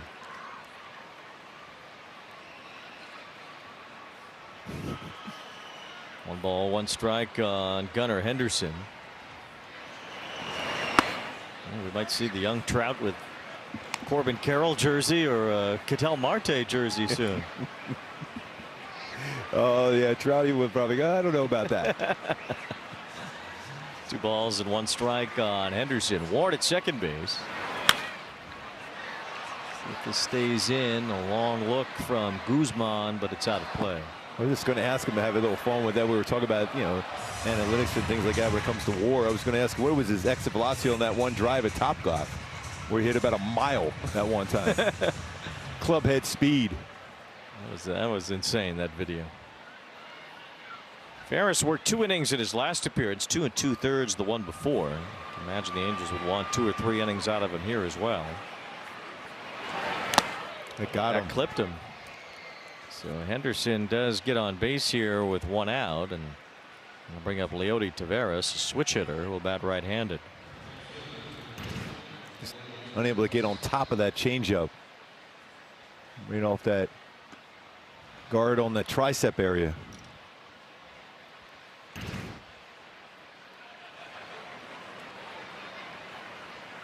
Taveras walked and scored his last time. Came home on Pete Alonso's RBI double. Big bat for the Orioles today has been Samuel Basallo. 21-year-old catcher has homered twice. Bouncer to third. Guzman able to grab it, throw to second 1. Walton to first 2. A double play. That was not an easy play. It was a tough little hop, but still got rid of it quickly. I think they're going to take a look at that, but no. Around the horn to end the inning.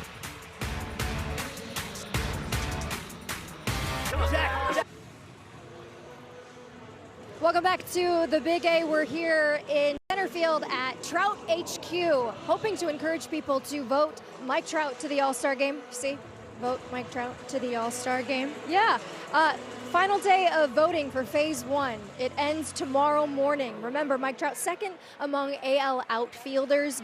Round 2 will start on Monday. And the important thing to note there, 2 players from each position will advance, except 6 outfielders, and then the vote count resets. So we got to get Mike Trout to Philly to the All-Star game. You heard just a moment ago how much it would mean to him. And if you're coming this weekend, it's the last opportunity to be at Trout HQ. You can come out here in center field, take a look at his MVP awards. All 3 of them are out here. Lots of Trout merch. It's really fun. The fans have been coming in. You can get a little button I'm sure the guys are aware of as well. So get Mike Trout to the All-Star game.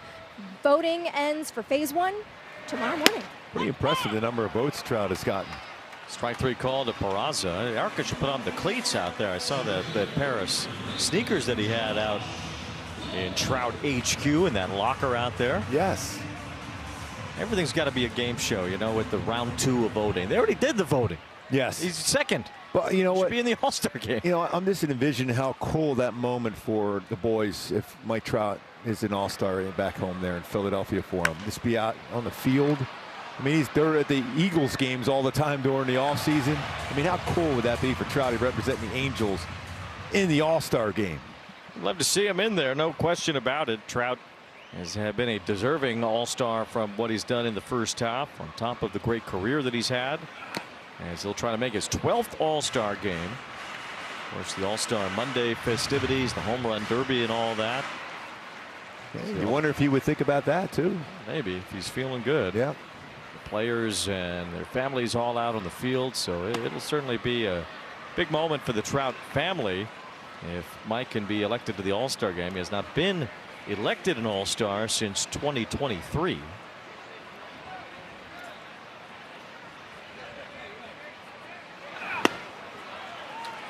All of a sudden, he's feeling pretty good about his fastball again. That's 97, Gibson.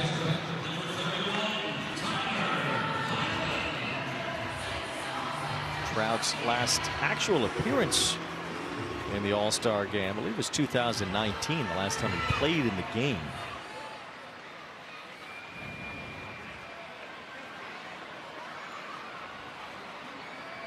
There's the back-to-back All-Star game MVPs that he won in 14 and 15.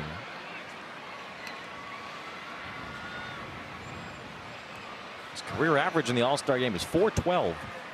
7 for 17 with 5 extra base hits. I think that's pretty good. Amongst the best of the best. Slow roller off the bat of Heineman. Ends up a quick inning.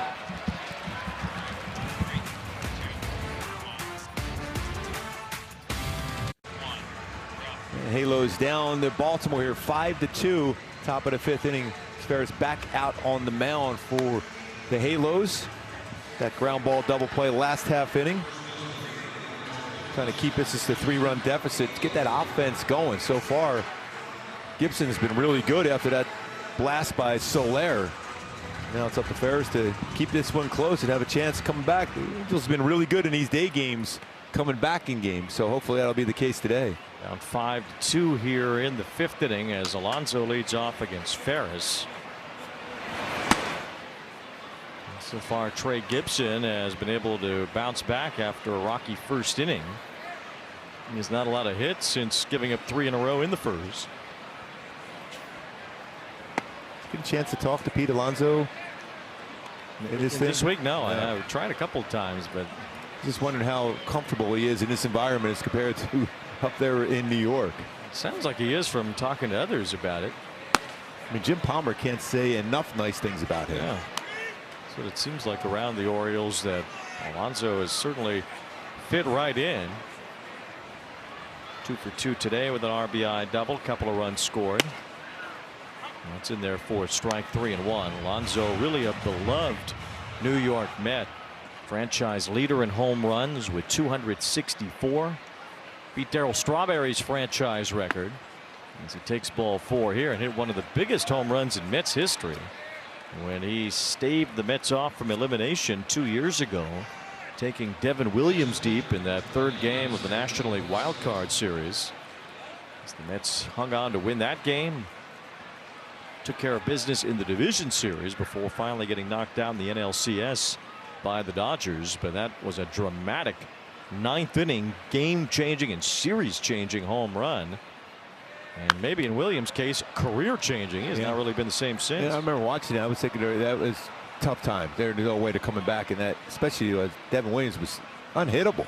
I mean, his numbers, especially when you think about his changeup, were kind of Urania type numbers on a changeup. It's like Alonso provided a blueprint for that changeup to be hit, and Devin Williams has not had near the same success since that moment. Fly ball to left field from Basayo toward the line. Long run, Christian Moore, and he didn't. Did he hang on to it? No, he did not. The ball ended up falling in, foul, as Moore went a long way to go get that ball but could not secure it. And with that left-handed bat, it's going to go away from you. As he's getting closer to that wall. As you could tell, he just looked to see where the wall was, and that's why he wasn't able to keep that in his glove. Baltimore is challenging the foul ball call.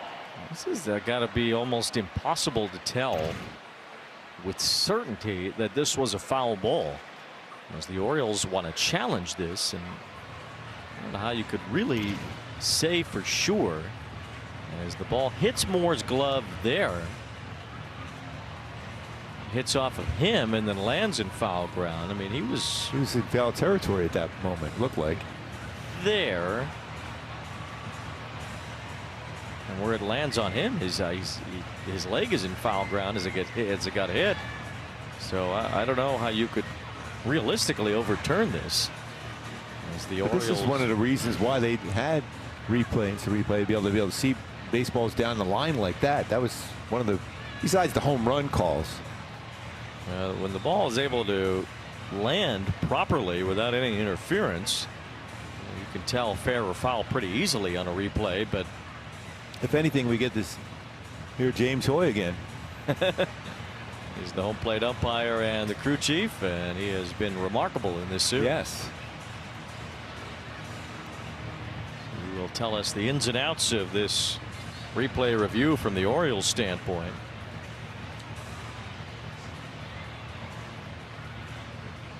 Orioles hoping to get Basayo another extra base hit. I would imagine they'd place the runners on second and third if this was a fair ball, but I just can't envision a clear enough signal that this is in fact a fair ball, and it was ruled foul on the field.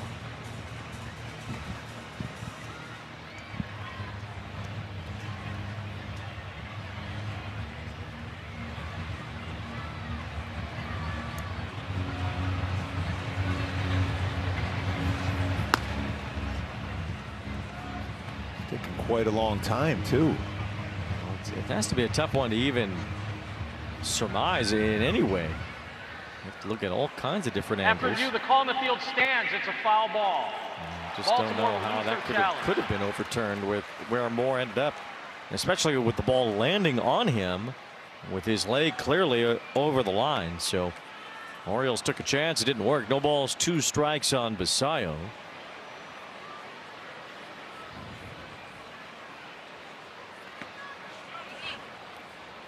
He really turned that changeup over. Christian Moore had a very long travel on that foul ball. It's that third start out there in left field. The cover about 90 feet with that ball in the air for about 6 seconds. Got his glove on it, but didn't pull it down. That's where you'd expect a more experienced outfielder to probably make that play.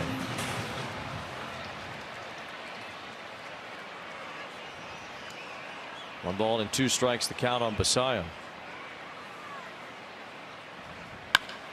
Rolls it to second base. Walton handles that. Throw to second 1. And Peraza easy to first 2. A double play.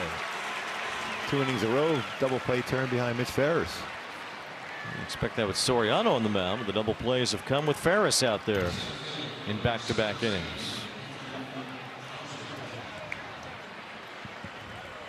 The bases are empty now with 2 down.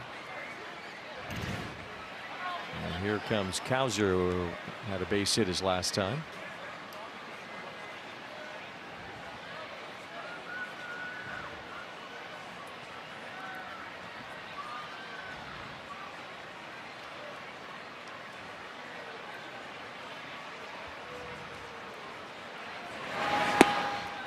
Cowser, the Rookie of the Year runner-up 2 years ago, losing it to Luis Gil. A tough one to name at 10 or 15 years from now who the 2024 AL Rookie of the Year was. Luis Gil has not been able to duplicate that success. Sometimes those Rookies of the Year end up just being one-hit wonders. Yes, quite a few of them. Played with one in Kansas City, Bob Hamlin, the Hammer. I was just looking him up because he's definitely one of them. Swing and a miss by Cowser to end the inning. Bob Hamlin beat Manny Ramirez that year. Yes, yes, the Hammer time. Angels baseball on AB TV, presented by Pechanga Resort Casino. And by Villa Ford of Orange. Step up to the plate and drive home a winner today at Villa Ford of Orange. The Orioles seem satisfied with their starter Trey Gibson going through the order just twice, even though he had pitched well the last 3 innings. He is out of the game, and Grant Wolfram takes over for Baltimore here in the 5th. Wow. Didn't even give Gibson a chance to try to get the win here with a 3-run lead. Nolan Shotwell leads it off against Wolfram. As that ball got into his hands and he fouled it back. Shotwell was 0 for 2 against Gibson. I mean, he's really got on a really good roll too. Remember though, the Angels don't have a couple of their normal regulars in there with Neto and Adele both asking for the day off. 2 right-handed bats going maybe against the lefty here now. Shotwell, it's a high pop-up.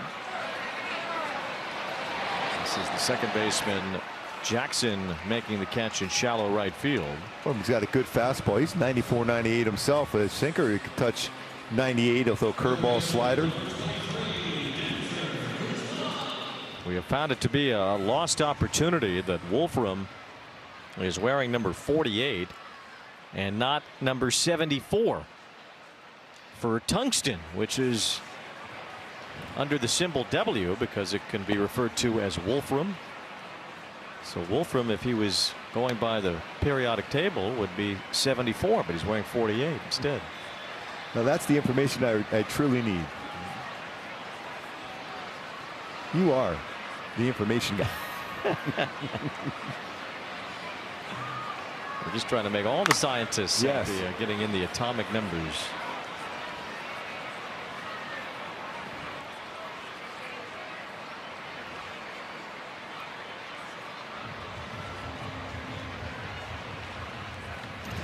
It's a big fella behind the plate here too.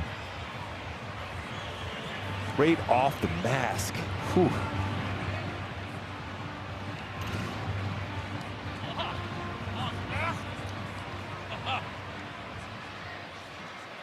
Think about, the velocity of pitches and the foul ball, the exit velocity going straight back like that off the mask. That is such a dangerous thing.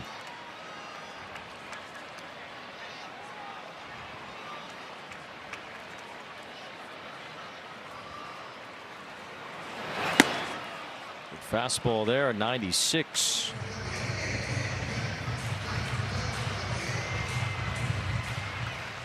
An atomic fastball from atomic number 74, but jersey number 48, Grant Wolfram. And another for strike 3.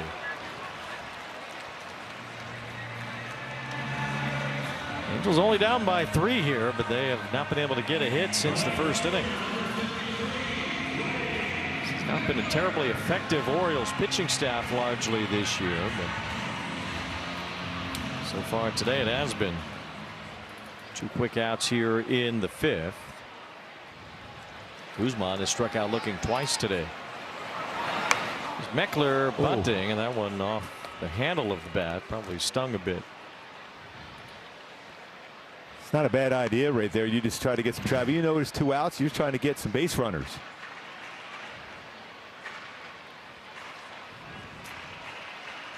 To hit your way on against Wolfram, he's only walked 3 batters in now 28 games this season.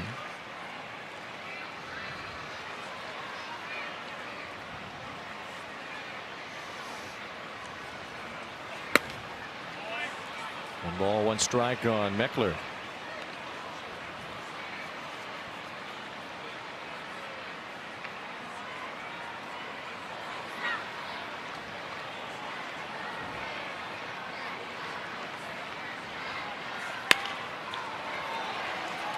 Soft ground ball, and Henderson with a high throw. Meckler ducked under the tag. No, every once in a while you need a lucky break, and maybe that's the one that gets you going. Had a tough time with his throws in this series. Henderson getting underneath that one at time. See how he dropped his elbow and he elevated the throw. Alonso tried a quick tag, but unable to get it.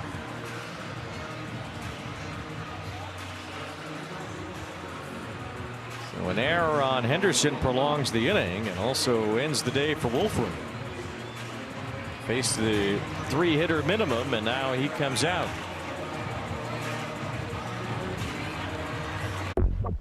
Championship Series, the first playoff appearance in Angels history.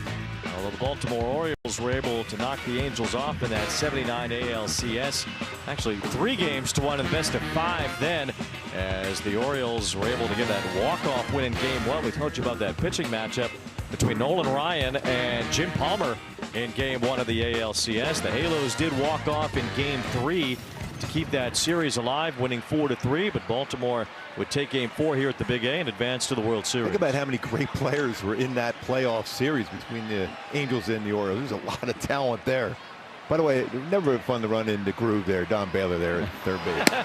Yeah, Don Baylor with a takeout bump there. Yeah, fortunate enough you're just throw that ball down and get off the field as quick as possible before Groove would get angry at you. It was John Lowenstein who hit the walk-off homer in Game 1 that really set that series toward the Orioles. Only 309 down the left field line at Memorial Stadium. Yeah. So many fond memories of that 309 both sides from left field line, right field line. Dan Ford had a nice series for the Angels. Disco. In that ALCS. They almost came back to win game 2. Baltimore had a 9-1 lead, but only ended up winning 9-8 in the second game of that ALCS. The Angels fought back in that one, but could not finish the comeback. The Angels had the bases loaded. And Brian Downing grounded out to end that second game. Then you saw the walk-off win in game 3. Good count now to do some damage. Soler already a 2-run homer. Basayo has 2 2-run home runs. Why not make it 2 for Soler here? Larry Harlow had the game-winning hit. Then game 3 of that series when the Angels got blown out in game 4, and that was it. Baltimore with another pennant. The Angels' first playoff experience was over.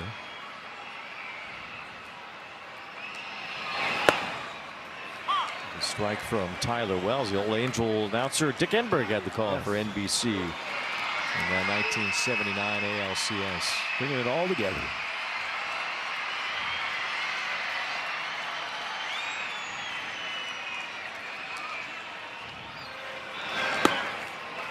Ball 4, so the Angels with back-to-back base runners here, and as we said, they're not that far out of it here, so they will bring the tying run to the plate thanks to an error and a walk in this inning. Samora's already been on base twice. He certainly has the power. He's had the dramatic home runs for the Halos last season, so maybe he's got one in him right now. Tyler Wells is prone to the long ball. As Christian Moore stands in here. Oh, did he have a pitch to drive? Oh, my. Wells was a starter 3 years ago. He allowed 25 home runs in just 118 innings. Pretty high home run rate throughout his major league career.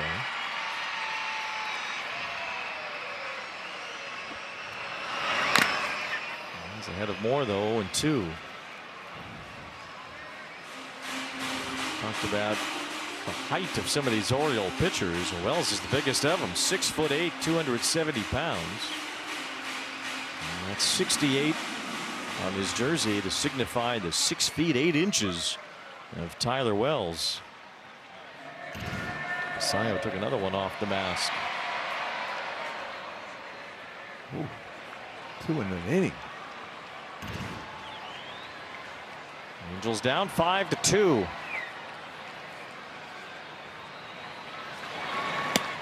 That's a good take. Sayo tried to put that mid up high like he was trying to make him think he's going to throw a high fastball. Threw that slider instead. Throws the slider quite a bit even on a 1-2 count to a righty. Good take again. 2 balls, 2 strikes on Christian Moore.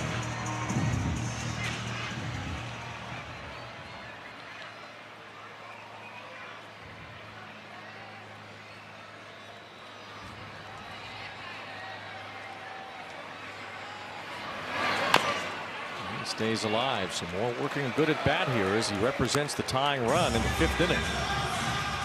Baltimore's led since they scored 3 times in the 3rd.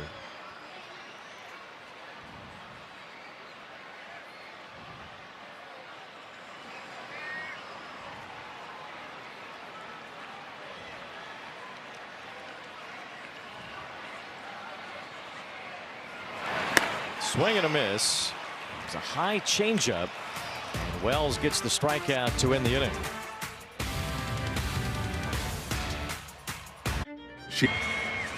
Celebrate America's 250th birthday with a patriotic hat. First 25,000 fans here on July 3rd against the Red Sox will get that patriotic hat courtesy of Pechanga Resort Casino. Visit angels.com/promotions for more info. Teams will wear their stars and stripes on the jersey and hats throughout that weekend. America turns 250. 250. Fireworks every day of that weekend series against the Red Sox. Should be a good time here, and the Red Sox are struggling as Kobe Mayo leads off the 6th inning. They had a big lead today too, 6-3. They end up losing 8-6 to Colorado. They're 32-46 now as they fall into the bottom of the American League East. Already changed managers this year, and things just keep sliding for the Red Sox. Cubs beat the Mets today, gave them a walloping at Citi Field 10-3. That's game 1 of a doubleheader. The Cubs put 2 more starting pitchers on the injured list today, Edward Cabrera and Ben Brown, who's been their best starter this year. Cabrera, that was hard to see yesterday. That play at first base, that stretch for the throw. Dansby Swanson with 2 home runs and 7 RBIs. That's a pretty good game. Or a month. So that's game 2 of the doubleheader to add to it. Miami beat Texas today 4-2. The Marlins are 16-5 in June. The A's are in San Francisco again later. See how Zach Gelof's hitting streak ended yesterday? No. That ball is crushed but foul. It was in the 2nd inning between the A's and the Giants. Gelof entered with his 24-game hitting streak, and Matt Chapman stepped on his hand when he was going into second base and cut up. It was directly the cleats to the hand, the bare hand of Gelof, who had to leave the game with a hand laceration. Only was able to bat 1 time. Mayo strikes out. Wow, when you think about how hard it is to have a hitting streak and then that long of a hitting streak, everything has to be going just your way, and then that's unfortunate to have that end like that. Yeah, that's a brutal way to end the hitting streak. 24 games for Gelof, 1 shy of the A's record since moving to California, and 5 shy of the all-time franchise record. Here's a bouncer in the hole. Peraza gets to it, launches the throw, the scoop, and the out. What a play! One of the better plays you're going to see in a long time. Peraza from the outfield grass, he was doing a Derek Jeter on that one. The jump throw and another scoop at first by Shonewell. You got Jackson by a full step. Well, if you're going to make that jump throw Jeter style, you got to wear number 2. Yes. Oswald Peraza, the former Yankee. That number was not available to him there. No. But he's wearing number 2 now, and he looked like number 2 Derek Jeter with that jump throw from deep in the hole at short. A beautiful play. This one a little easier. 1, 2, 3 in the 6th.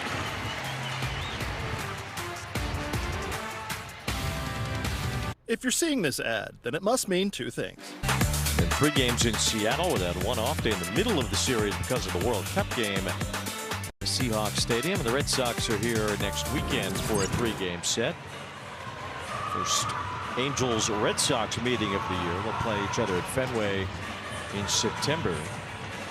Donovan Walton leads off the bottom of the 6th inning for the Angels against Tyler Wells, who got the last out of the 5th.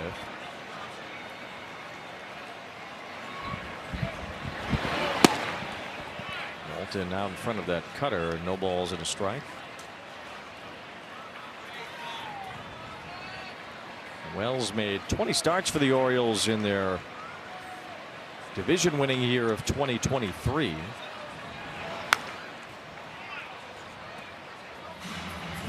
That went to high school in West Virginia, but then he went to Yucaipa High School in California before attending Cal State San Bernardino.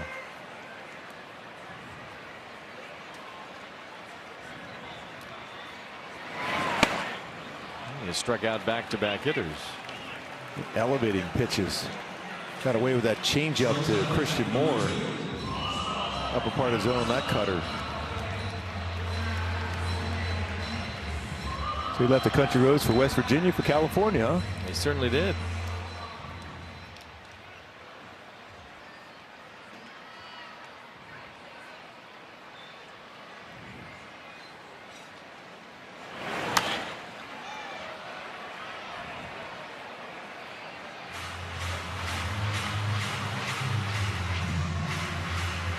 Certainly the last 3+ innings, 7 punch-outs for the Halos. It looked promising early on that first inning with Soler with the 2-run home run with Soriano on the bump.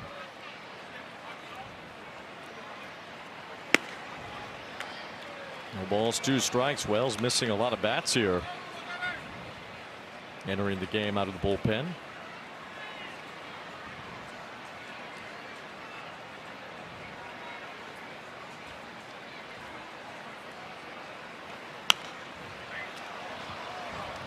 A number of baseball players that went to Ukaipa High School, including Taiwan Walker.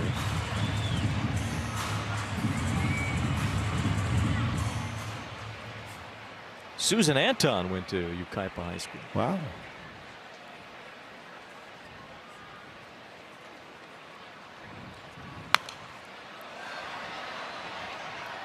Plaza trying to make sure Jim Palmer gets out of here with a souvenir. Yes.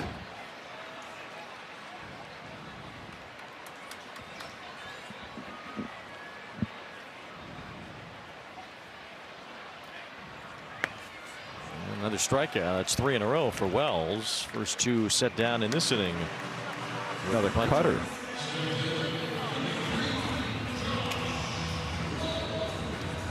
It's 9 strikeouts now from Orioles pitching today. It's 5-2 game. Angels have not won 3 straight home series since early in the 2023 season. They beat the Nationals, Royals, and A's in 3 straight home series. That was now a little more than 3 years ago.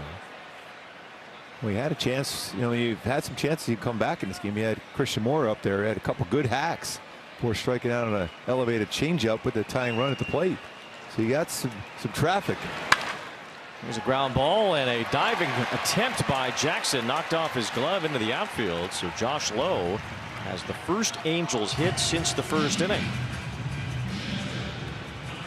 Plays at 2 baseballs hard today, 105 off the bat. That ground ball up the middle against Gibson, and that one just about 104 miles per hour off the bat. Brings Tyler Heineman to the plate. Played some solid defense. My Jackson at second base almost got to that one. Highlighted him last night. 5 defensive runs saved this season at second base. Getting some opportunities with Jackson Holiday still nursing that groin injury.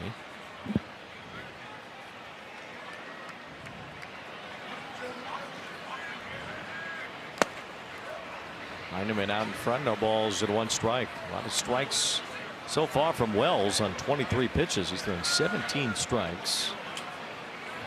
Wells hadn't pitched much the last couple of years because of surgery on his elbow. He had Tommy John surgery early in his career too.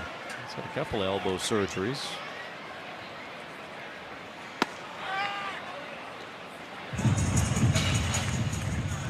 Somehow get on base for Shonewell. You represent that tying run again.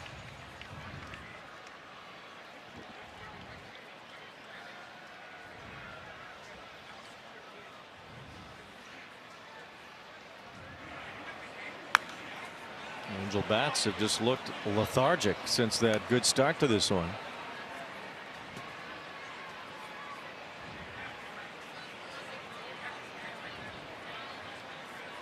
Trey Gibson, the starter, was taken out after 4 innings. Wolfram and Wells combined for the 5th. One of them would be in line for the win right now. 1 ball, 2 strikes on Heineman.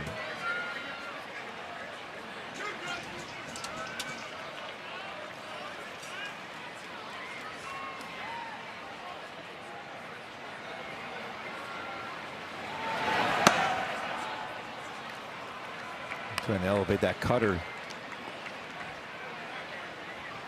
Could see a change up now.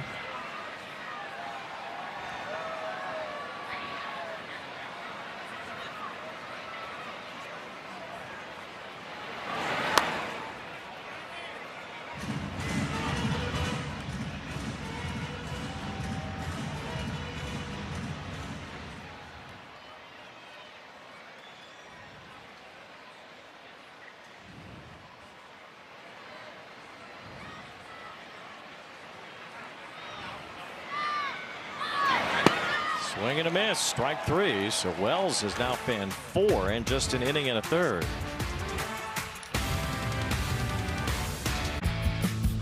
Summer is a gift. June 23rd, 2021. Kurt Suzuki catching for the Halos that day. It was a Shohei start, turned into a crazy 13-inning game. You see, he came back out there in extra innings, took the foul tip to the face. He couldn't continue, so Taylor Ward had to come in as the Angels emergency catcher that day because Max Stassi had come in as a pinch hitter, didn't get it done. That was the last time we saw Taylor Ward appear as a catcher. Griffin Canning also played left field that day. Zook said ever since that day, every time he sees Taylor Ward, he tells him, hey, remember that day you caught? And they have a nice little giggle about it. Also, current Orioles manager Craig Albanese was the bullpen catcher for San Francisco that day as well. Crazy. That is pretty wild. But Taylor Ward, a first-round draft pick as a catcher. So, nah, I'm good. I wanted to swing the bat and play a different position. And when Craig Albanese was asking the dugout who wanted to play third base the other day when Blaze Alexander got hurt, I guess Taylor Ward didn't raise his hand. No. He had played I'm good. before. Leading off here in the 7th inning, Ward has the count in his favor. 2 balls, no strikes. Orioles put up 2 in the 2nd, 3 in the 3rd. 4 of those driven in by Samuel Basallo, who's hit 2 home runs today. Angels have only had 1 hit since the 1st inning. They got a 2-run homer from Soler, and they have not scored since. Still some time to battle back here. Top of the order due up for Baltimore. Right now, only a Earl Weaver favorite play away from a tie game. The Angels can pull off a 3-run homer at some point today.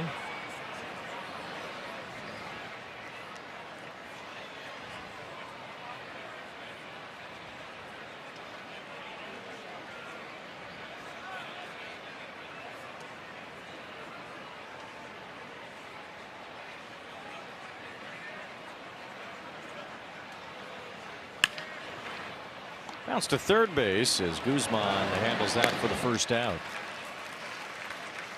And our Hyundai 7th inning stretch coming up soon. How about that Philly game against Washington yesterday? Down to the last strike, they scored 8 runs. Phillies can put it up on the board quickly, no doubt about that. Schwarber has been unreal for them, and they'll change pitchers. The Angels will. Sammy Natera about to come in.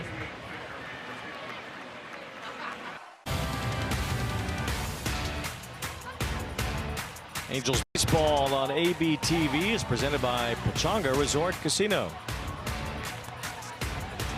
The pitcher for the Angels, Sammy Natera, 2nd time we have seen him pitch in back-to-back games this season. Jose Fermin retired all 4 batters that he faced. He's warming up down there quite a while down in the bullpen too. His fastball from arm angle is very deceptive. Good ride to it. 93, 96 range. Good slider. He'll face the left-handed batting Henderson, and then he'll turn Tavares around to the right side. Angels are down 5-2 here. And have been since the 3rd inning.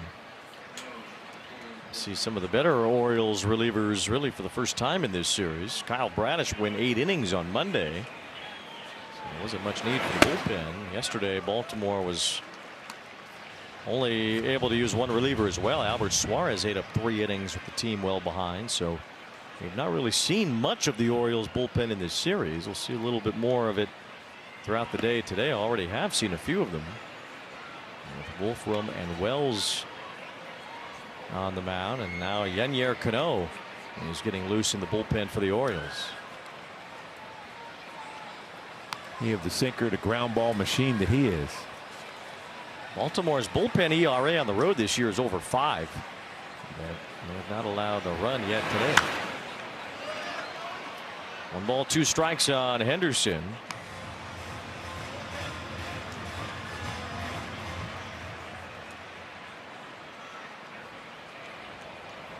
Henderson still just 24 years old. He'll turn 25 next week. 96. Natera fastball.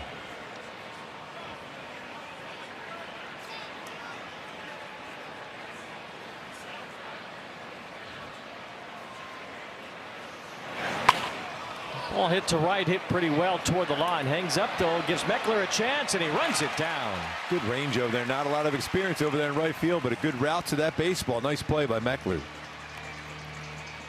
2 outs in the inning. Meckler had to cover a lot of ground here. Yeah, he's playing well over there in right center field. I think in the college rules he's going to get that foot in there. That's a catch. Well, if he got 2 feet in there for the NFL, but he got 1 in there. Well, he tracked it down nonetheless. 2 outs. Here is Leody Taveras, who shows bunt and takes a strike. Taveras had a walk and a run scored in the 3rd inning.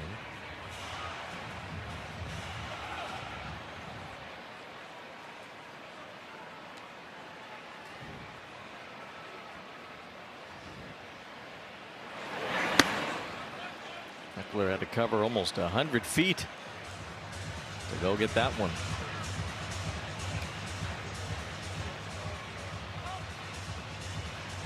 Only one other game in progress. The White Sox and Guardians are scoreless in the 5th inning. Played a couple of 1-run games to start that series, with the White Sox winning both.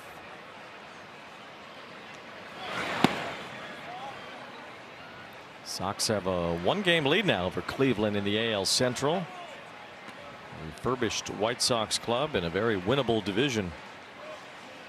All the other teams mostly floundering.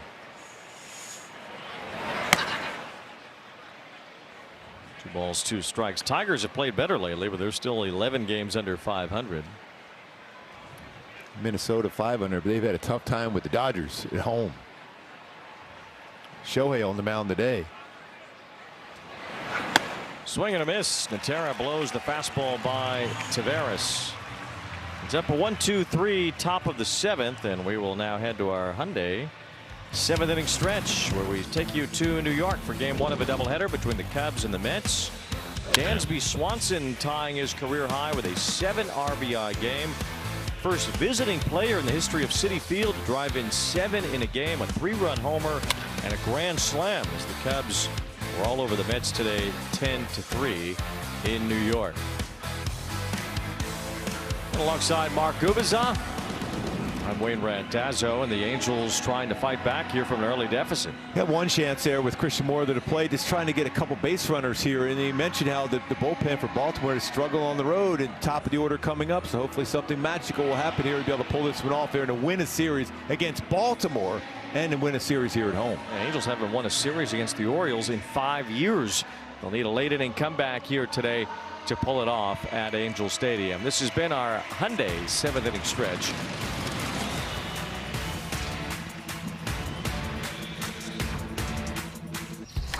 They're celebrating America's 250th birthday. Keep the robots out of it. 4th of July fireworks weekend. Watch your Halos take on the Red Sox Friday, July 3rd through Sunday, July 5th. And stay after every game for a post-game fireworks show. Driven by your SoCal Hyundai dealers. Angels.com/promotions. That's the last thing we need. More robots. Even taking over the dog world. That's the Robo Dog. What's his name again? Charlie? Bailey. Bailey. Yeah, Bailey Circuit. It's a dog-eat-dog world out there. Well, maybe he'll short circuit, and then we can be 1 robot less. We don't need all these robots. People are fine, and dogs are fine. Yenier Cano will be the new pitcher here for the Orioles in the bottom of the 7th against Nolan Shawnoa. Slider machine. Change up. Split finger change up. Throw that sinker also. Shawnoa 0 for 3, popped out his last time. Now another big man out of this bullpen. They're missing an even larger man. Oh, that is gigantic. Yeah. Batista is still coming back on the 60-day injured list. Battling a shoulder surgery that he needed last year. A little below the strike zone now. 3-0 count. Just trying to get some traffic. Angels have had some base runners in the 3rd and the 5th inning. Brought the tying run to the plate, but didn't score in either of those innings. Seen over the course of his young career, Zach Neto come off the bench and pinch hit and drive one out. It's available. Kurt Suzuki did say that he would use Neto and Adele in those moments late in this game if needed. Cano has come back to make it a full count on Shawnoa, 3-2.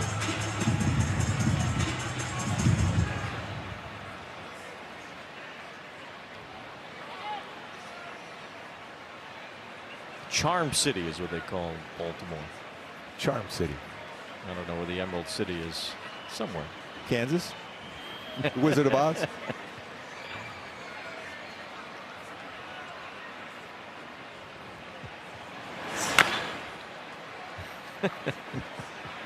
Could be that.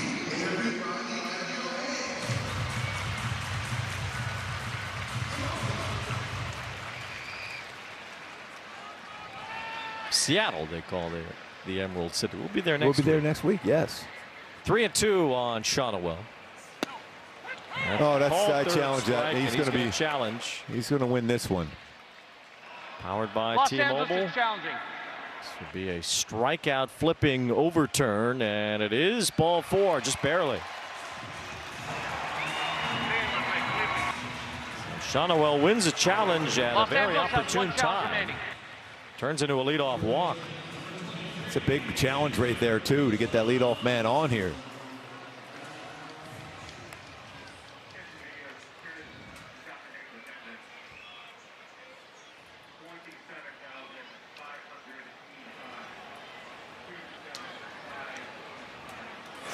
Genzer Guzman takes ball 1.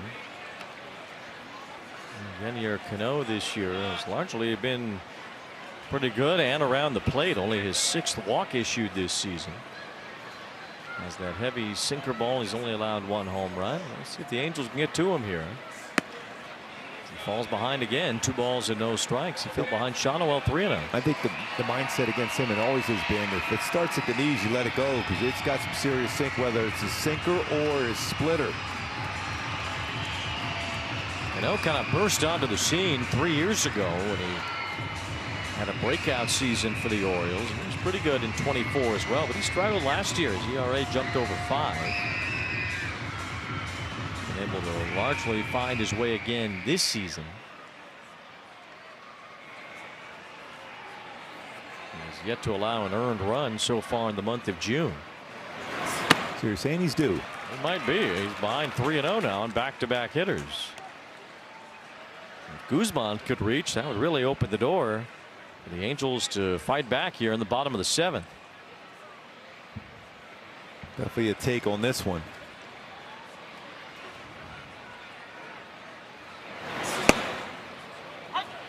Gets that one over for a strike, and it's 3-1. Still got to be patient here if you're the youngster here, Genzer Guzman. Just make sure this is elevated enough you can hit it deep in the air. Chopper foul, 3-2. Rico Garcia. We saw pitch the 9th inning behind Bradish on Monday. Warming up in the bullpen now.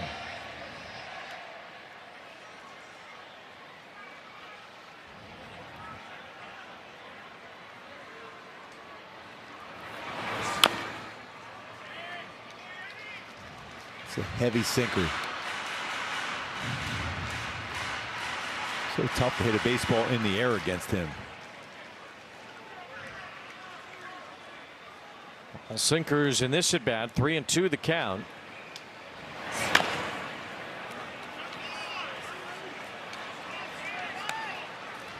Guzman trying to find his way on. Think about a potential spot for Joe Adell.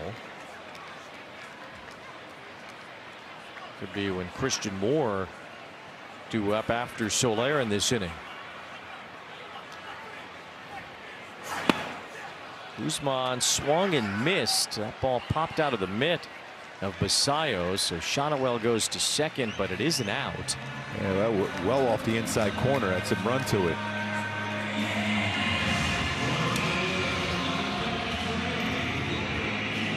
Maybe a passed ball here.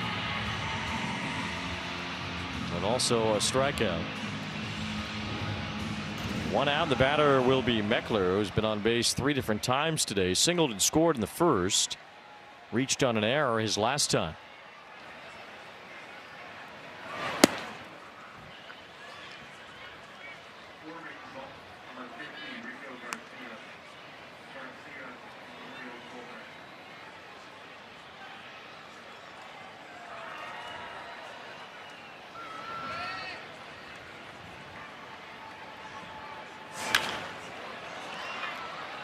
Pretty good pitch to hit there, though. right in his spot where he can drive it.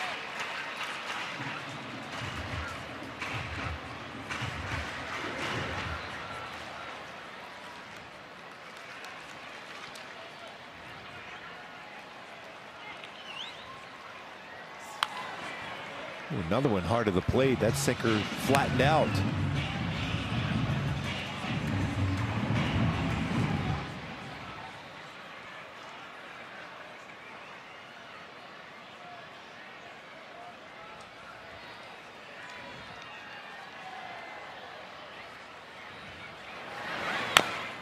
Eckler stays alive. Still 1 ball, 2 strikes.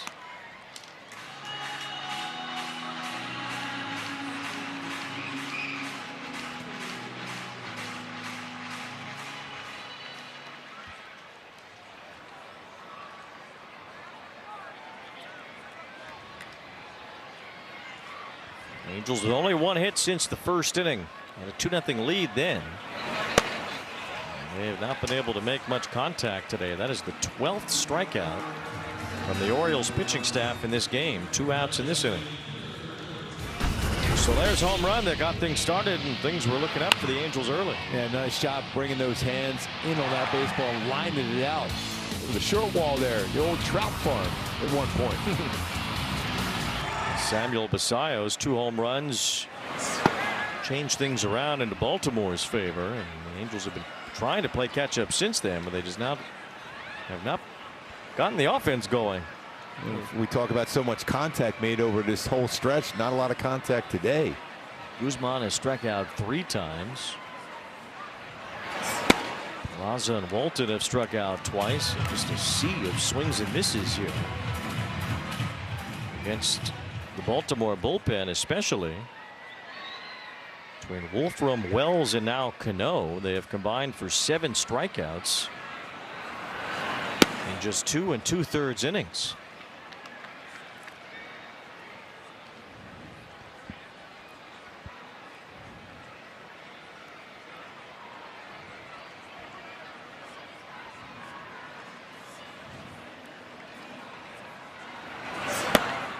Nine of the last 11 outs have been strikeouts.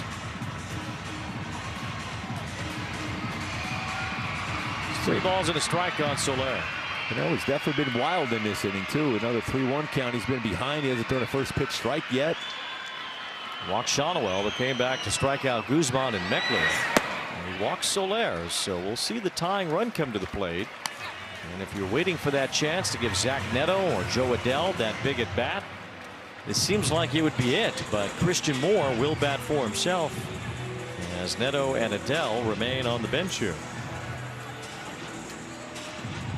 Angels will have another moment to think it over, though, as Craig Albertaz goes back to his bullpen. Garcia will be the new pitcher.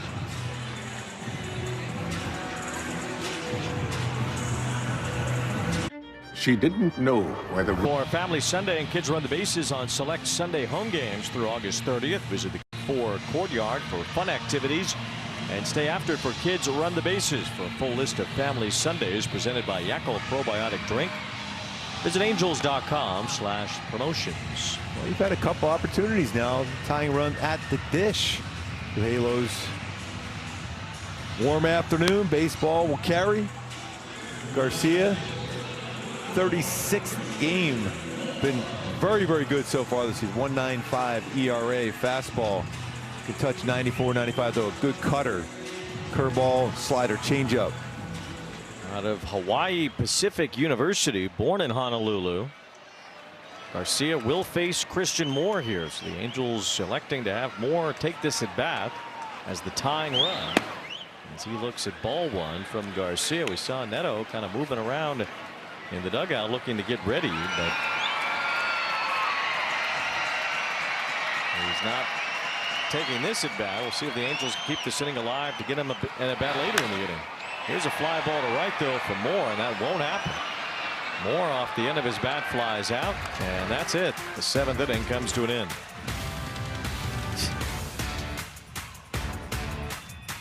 The 4th of July sales event is going on now at your. By Kia after this one is over. Angels still down 5-2, have not scored since the first inning. Orioles are trying to make this a winning road trip. They're 4-4 so far, with a week-long visit here in Southern California after a trip to Seattle to start this road swing. They lost 2 out of 3 up there, but they won 2 out of 3 against the Dodgers, almost swept that series. They've split the first 2 games of this series here at Angel Stadium. Angels will head to Baltimore in August.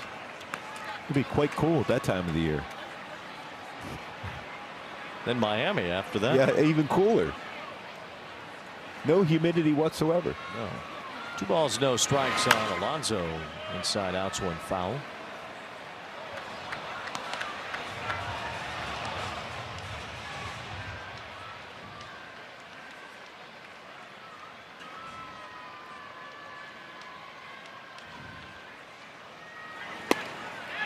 Looked pretty good. It's like a challenge. Los Angeles is challenging the pitch. Angels with just 1 challenge left. An outstanding catcher back there with the challenge. And he got it at the bottom of the zone. 2-2 Los on Angeles has Alonso. 1 challenge remaining.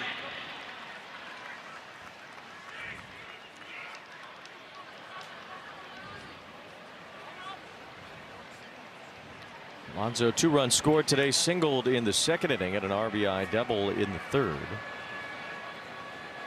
Orioles have not had a hit since Taylor Ward doubled in the 4th inning.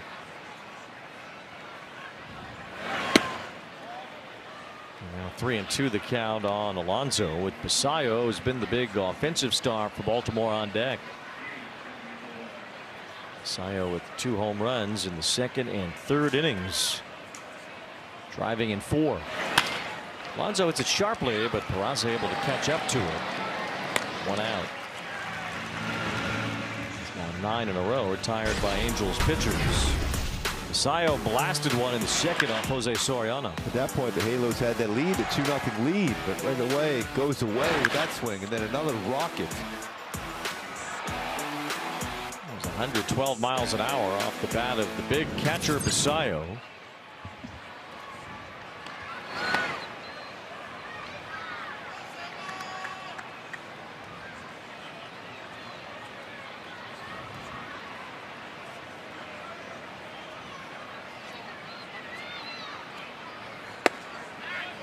AAA Basayo was roommates with outfielder Dylan Beavers. Beavers said that Basayo is the best hitter he's ever been around ever in his life. Basayo had 23 homers at Norfolk AAA last year.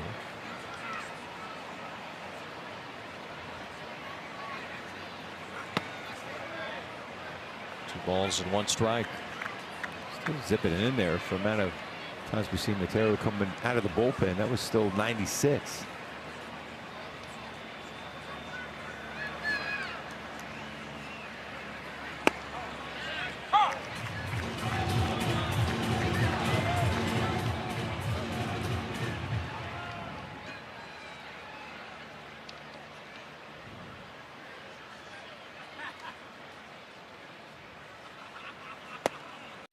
There's ball 4, so Natero walks the big. Well, it was only ball 3.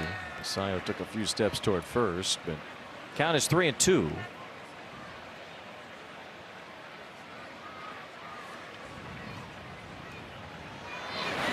And he strikes him out. Right down the heart of the plate. Went after him with the fastball. Got it by him. It's that deceptive delivery. 2 strikeouts for Natera. He's retired all 4 that he's faced. Just challenged him on 3-2. Great fastball hitter. He got a fastball right by him. Between Ferris, Fermin, and Natera, job well done so far from this bullpen today. 4 2/3 scoreless innings with only 1 hit allowed. Kept the Angels in this game. Twice they had a chance to tie the game up with 1 swing of the bat, so you still have opportunities. A couple more innings to go potentially. 3 times actually. They had a chance in the 3rd inning as well, with 2 on, in the 5th and in the 7th. 3 different chances with 2 men on base. The Angels could not get it going. 1 ball, 1 strike on Cowser, and now 1-2 as that fastball gets in there. Natera throwing a good amount of strikes here.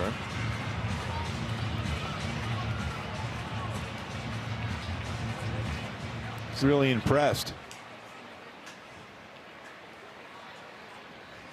This is him pitching on a second straight day, and looks no worse for wear. I think for him so far, I mean, with a lot of the strike zone there, but he's been throwing strikes. He's allowed just 2 hits so far in 7 2/3 innings out of the bullpen as a big leaguer. The only real base runners and traffic that have come up have been because of the base on balls, but none today. 2-2 on Cowser. A high pop up near the home plate area. If anybody really sees it, Shotwell seems to. And he makes the catch coming down the first base line. Heineman never saw it. No. But Shotwell makes the play, and it's a 1-2-3 inning for Natera. Join your Halos during select games throughout the season for our Heritage-themed ticket packages. Each one purchased through angels.com/heritage includes a customized jersey along with a ticket to the game. Fans must purchase through angels.com/heritage to get their special jersey. Last night was Filipino Heritage Night here at Angel Stadium. Good crowd on hand last night too. Donovan Walton leads off here in the bottom of the 8th inning. Angels have only had 1 hit since the first. Facing Rico Garcia, a Hawaii native. I know we're on the air, ABTV, all over Hawaii. Yes. Rico Garcia's family tuning in from the 50th state. Beautiful state. 1 ball, no strikes on Walton, who's 0 for 3 with a couple of strikeouts today. Has that 8-game hitting streak going. Trying to keep that alive here. Trying to get on base again. See if we get a rally started.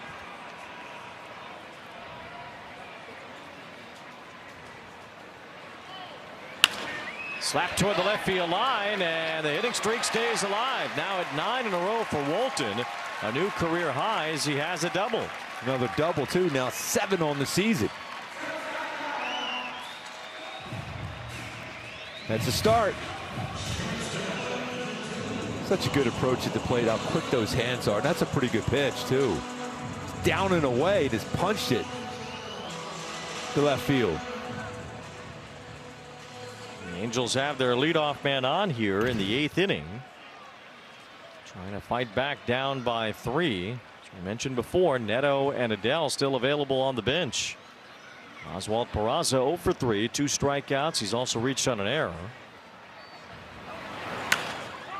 Pops this one up near the pitcher's mound. Alonso takes over and makes the catch. 1 out. Josh Lowe will bat after we hear from the California Community Colleges.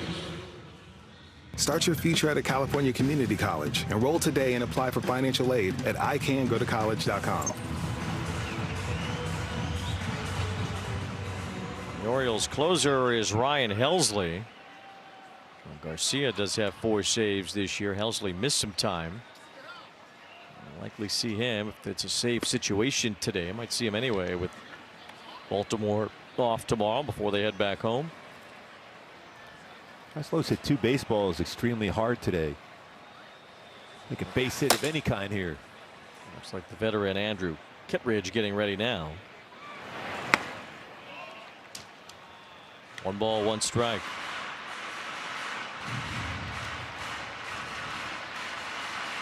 Lowe had a base hit his last time up.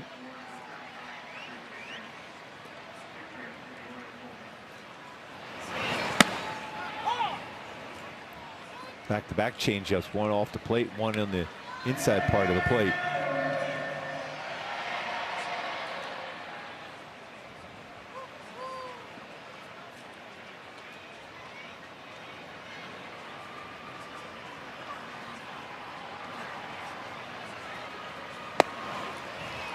Lowe is down on strikes. Out in front of that changeup, 2 down, and now 13 strikeouts from Baltimore pitchers today. Those 3 straight changeups. Vaughn Grissom will be the man to come off the bench here to bat for Heineman.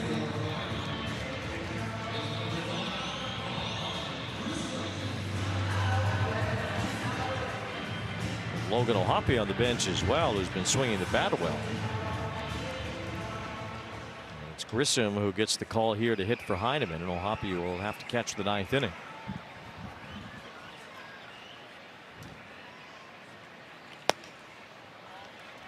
Another base runner would bring the tying run to the plate. Angels have had the tying run at the plate 3 different times since falling behind 5-2. They have not gotten any closer.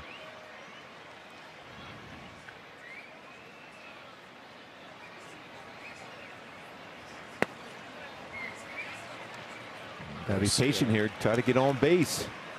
Shonwell waiting on deck. Grissom had 2 RBIs in the game yesterday. And the Angels 5-1 win. That was a good swing on a breaking ball too with the infield in. Driven in 29 now on the year. Been pretty clutch in these RBI moments. Nice play in the stands. Somebody in the upper deck. It's a hanging slider there too.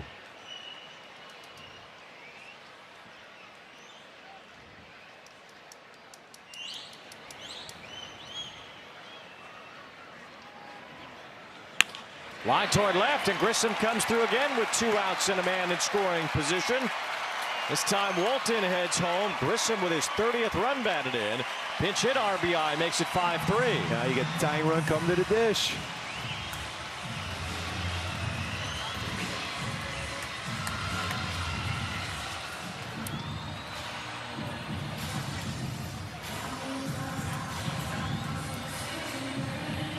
A visit from the Orioles pitching coach Drew French. With Kittredge up in the bullpen for Baltimore. We'll stick with Garcia here for the time being to face Shonwell, who represents the tying run. Since falling behind in the 3rd inning, this is the 4th different inning in which the Angels have brought the tying run to the plate. In relation to Ken French?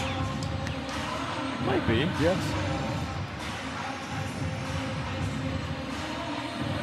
What about French Stewart? Remember him, the actor? Yes. Shonwell drew a walk his last time. Warm afternoon like it is today. You get something up in the air, that's carry to it. Likes to throw the changeup to lefties. Garcia's been bit by the long ball this year. He's allowed 5 home runs, including 1 in this series to Soler. Shonwell went deep yesterday. Angels still have a chance to take this one away from the Orioles and win this series.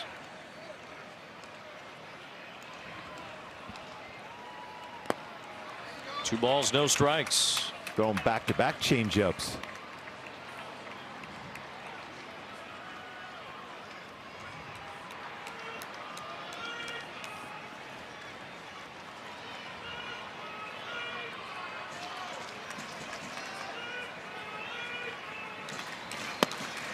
Shonwell lays off. That pitch downstairs. I'm surprised they haven't challenged all day. That's definitely going to be a strike. Baltimore's challenging.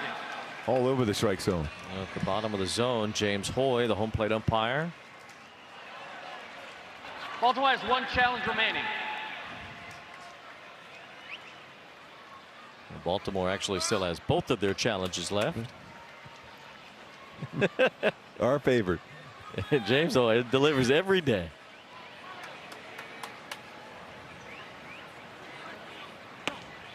That's a strike. Now Shonwell wants to challenge. I think he might be all right on this one. Los Angeles is challenging. Looks like a ball. We'll see. Angels challenge powered by T-Mobile. And it's 3 balls and a strike.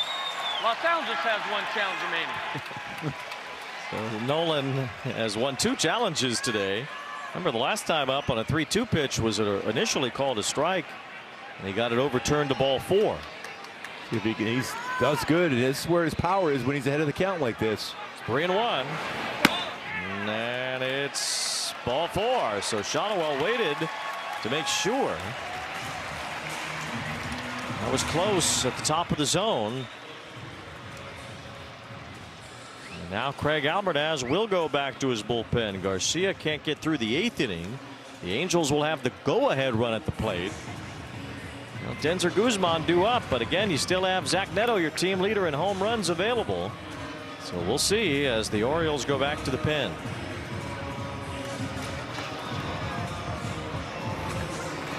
Have you ever heard about the pride of the key for the game today? We've only just begun. Well, 1 run scored already in this inning. A potential go-ahead blast away from taking the lead here. There's a Guzman on coming to the plate now. Never know. Come back. Started early. Looking for some late runs after those 2 in the first inning. Andrew Kittredge has always been susceptible to the home run. Go back over his last 170 innings of work of the last handful of seasons. He's allowed 26 home runs. Gave up a career high 10 as a Cardinal 2 years ago. Now Guzman the go-ahead run as he takes ball 1. There's a lot of sliders, and when you have that flat slider, that's the ones he gives up. Fastball, 93, 96, slider, changeup.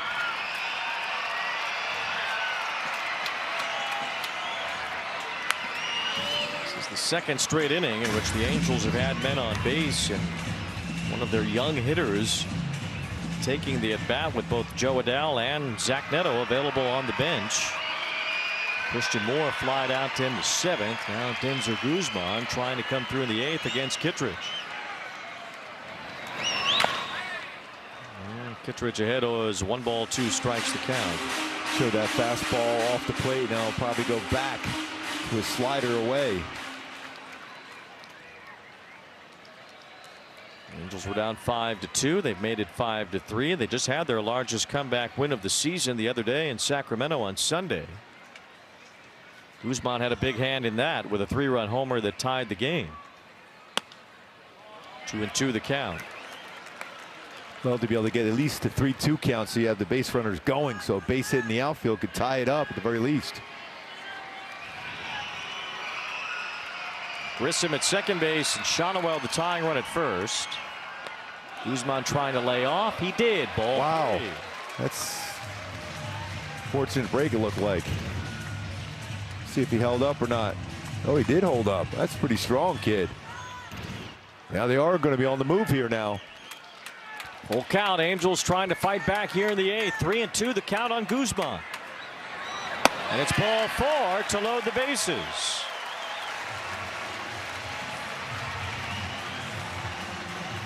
Now Wade Meckler will be the batter. Meckler today has a single and a run scored, a walk. He's reached on an error and he has struck out.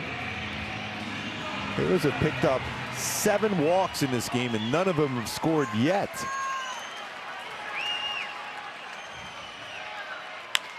That's hit toward the left field line, slicing foul. No balls and 1 strike.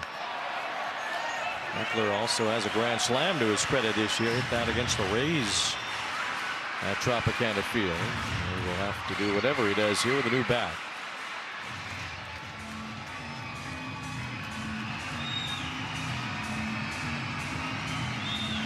Orioles 5, Angels 3. Orioles offense had been dormant between the 2nd and 7th innings, albeit with some base runners but no runs. Here in the 8th, the run is across, and now 3 straight have reached with 2 outs to load the bases.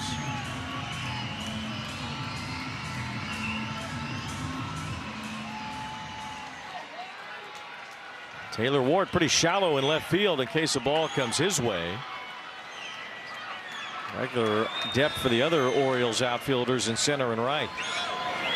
Meckler, it's a ground ball, base hit, right field. Grissom comes home. Shonowell heads to the plate. Meckler ties it up. A 2-run single, and it's 5-5. The Mac coming through. Boy, like we talked about in the Keys, what we saw impressive is that fight, no quit, just like that, tie ball game for the Halos.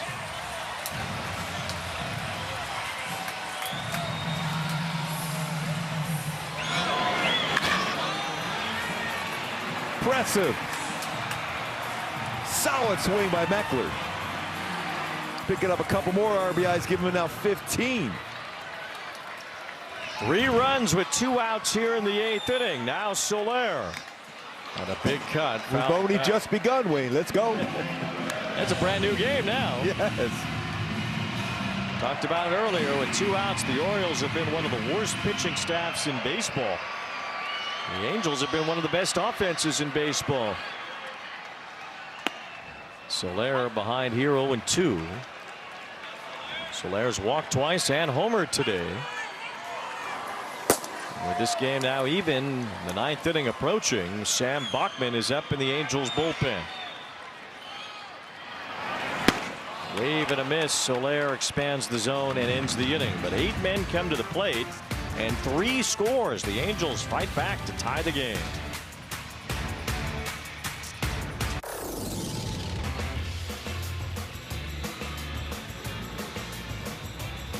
Beautiful day here in Southern California. The Angels had an early lead. Baltimore put up some runs in the 2nd and 3rd innings, but the Angels waiting all the way until the bottom of the 8th to even it up.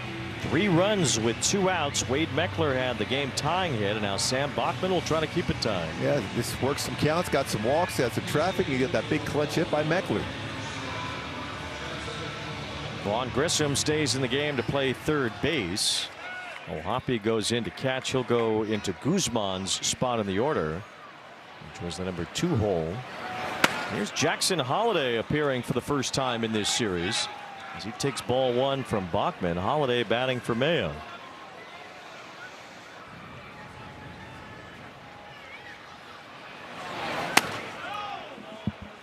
Bachman behind him, 2 balls and no strikes. Last year, Holliday hit 17 home runs, which was tied for the team lead. And Jordan Westberg and Gunnar Henderson also hit 17. Last time an Orioles second baseman was the team leader in home runs. He had to go back to Bobby Grich, the former Angel. Great player he was. Great all-time great defender at second base too. 2 balls, 2 strikes now on Holliday. Holliday wears number 7. Just how many times his dad was a Major League All-Star, Matt Holliday.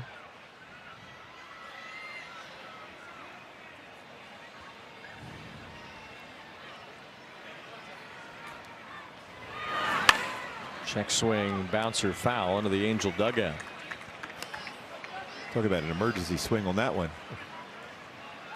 Nearly in the catcher's mitt. Jackson's brother Ethan was a first-round pick, pretty high pick last year as well. He's been here to the stadium here during this homestand. 3-2 now the count. Ethan Holliday, drafted by the Rockies last year, the number 4 pick in the draft. Jackson went 1-1 a few years ago, drafted by the Orioles. It's a foul tip, strike 3. Hoppy hung on. A dangerous bat out now. 1 out here in the 9th inning, and the Angels bullpen continues to be outstanding today. Nice job by Hoppy coming into the game and be able to catch that foul tip. 4 different relievers have combined for 5 1/3 scoreless innings. Here's Jeremiah Jackson 0 for 3. You had Ferris go 2, Fermin 1 1/3, Natero 1 2/3. And now Bachman has retired the first batter that he's faced.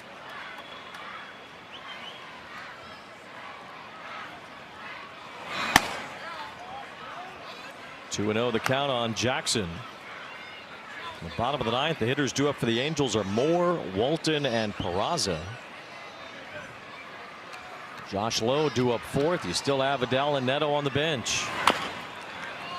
2 balls and a strike, the count on Jackson. Orioles bullpen is up. I'd imagine that's Helsley.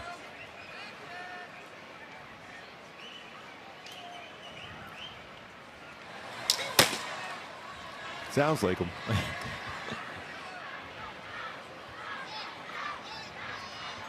2-1 on Jackson. Cue shot, and that ends up bouncing foul. 2-2.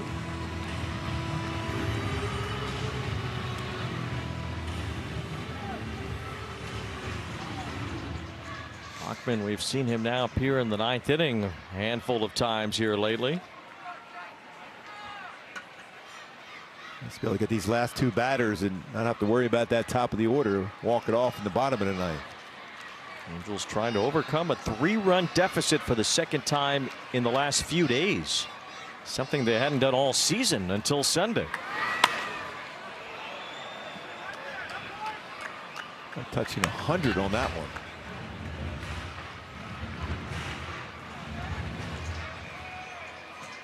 Two balls, 2 strikes on Jeremiah Jackson. His work in the bullpen today has allowed the Angels to fight back, giving them some time to make it a tie game again. As Bachman runs into a full count on Jackson, 3-2.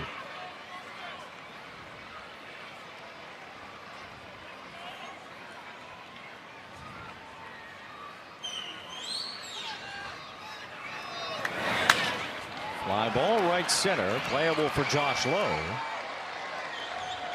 2 outs.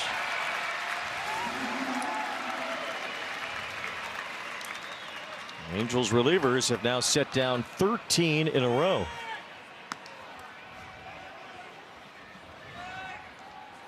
Blaze Alexander grounded out his last time. Baltimore hasn't had a hit since the 4th inning.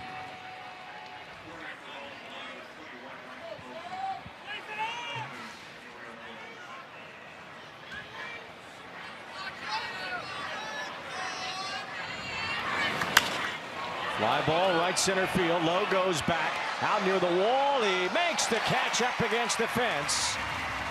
And Bachman with a 1-2-3 inning preserves the tie. Angels need 1 to win in the bottom of the 9th. If you're seeing this ad, then it must mean 2 things. Orioles 5 for new pitcher for Baltimore, the hard-throwing closer Ryan Helsley. Fastball 96 to 100, curveball, slider, changeup. There's his slider first pitch to right-handed batters about 60% of the time. He'll face Christian Moore, who 1 year ago today had that game we talked about against the Red Sox, where he had both the game-tying and game-winning home runs. That was the walk-off shot, which he thought was a triple at first, but ended up getting to go all the way. He goes, what? Yes. Why not do it again? We'll try to do that against Helsley, who has allowed 3 homers in just 12 innings of work this year. A rough go for Helsley ever since he got traded from the Cardinals last year to the Mets.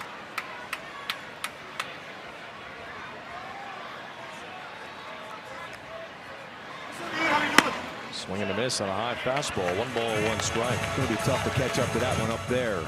They tried to bring it down just enough in the strike zone. Christian Moore has the power to go the other way, hit it a long way. Bottom of the 9th. Angels bullpen has been superb today. We got it down there. That was a good pitch to drive. It was firm, but that's his spot. The Angels relievers have gone 6 shutout innings with only 1 hit allowed. If that holds up, it'd be the first time in 2 years the Angels had a game where their bullpen went 6 innings without giving up a run. 1 ball, 2 strikes. Swing and a miss. The heater at 100. Blown by Christian Moore. 1 out. Well above the strike zone, too. Very difficult to catch up to that one. Brings up Donovan Walton, who extended his hitting streak to 9 games. He's got the power to be able to turn on one. His hands are so quick. Doubled and scored last inning. Started the 8th inning rally that tied the game. Breaking ball drops in for a strike. One issue for Helsley this year has been base on balls. He's walked 9 in his 12 innings.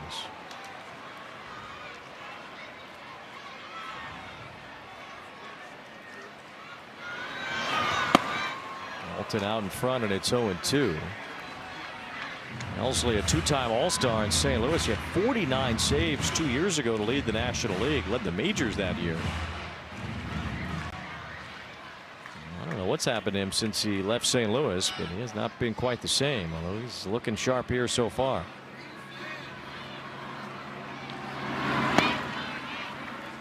Back-to-back splitters. Good take on that one for Walton. Remember, he had that double down the left field line last swing.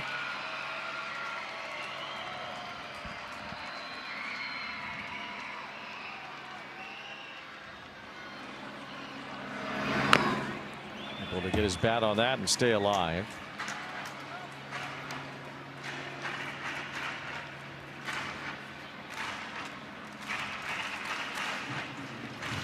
Helsley has given up a home run each of the last 2 games he's pitched. Blew that save against the Dodgers on Friday. Angels would love to just get one against him and end this one here. 2-2 now on Walton.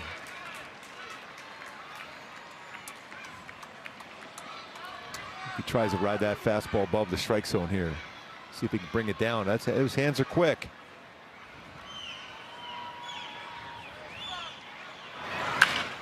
Rolls it toward the right side. Alonso stumbles as he grabs it, throws it high, but Helsley gets on the bag, and Walton is out, 2 away.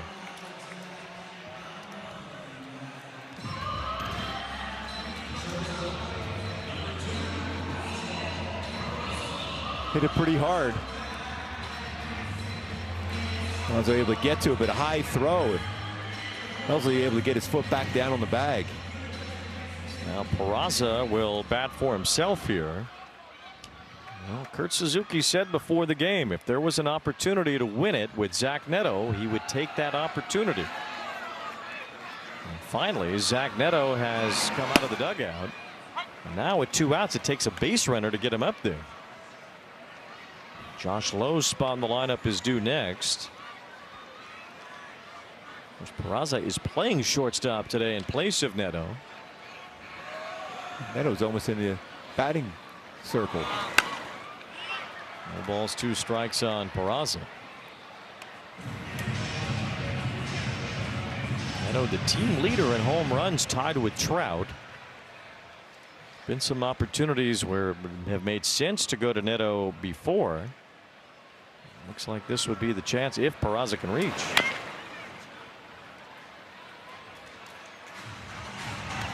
Balls, 2 strikes the count. Peraza's got some decent power himself. He just got to be able to get a pitch in the strike zone. Make sure it's a strike.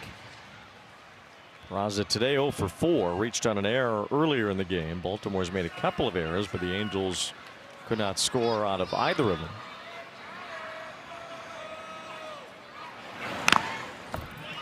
It stays 0-2. Helsley really bringing the gas. Straight over the top.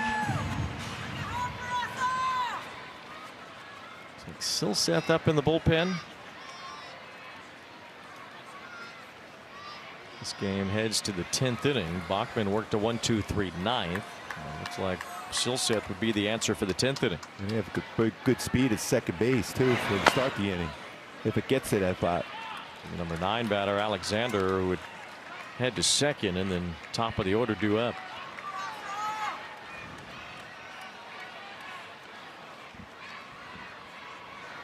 Angels scored 3 in the 8th, all with 2 outs. All of their runs today have come with 2 outs. But they will not score in this inning as Peraza is struck out to send this game to extra innings. Well, the Angels have not won a series of any kind against the Orioles since July of 2021. Which happened here at Angel Stadium. They'll need extra innings to try to get it done today. And Chase Silseth, who's been one of the top relievers in terms of inheriting runners this year, inherits the ghost runner here in the top of the 10th. He's been good when he needs it, and this is one of those times where you need somebody to get a strikeout. And even though Taylor Ward is a tough guy to punch out, this is what you're looking for Silseth, is a strikeout here to keep that runner at second. That is the first Orioles base runner since the 5th inning. Angel pitchers have set down 14 in a row, starting with Basayo hitting into a double play to erase Alonso's leadoff walk in the 5th. Taylor Ward, who had the last Orioles hit in the 4th inning when he doubled, takes strike 1 to start the 10th against his former teammate Chase Silseth.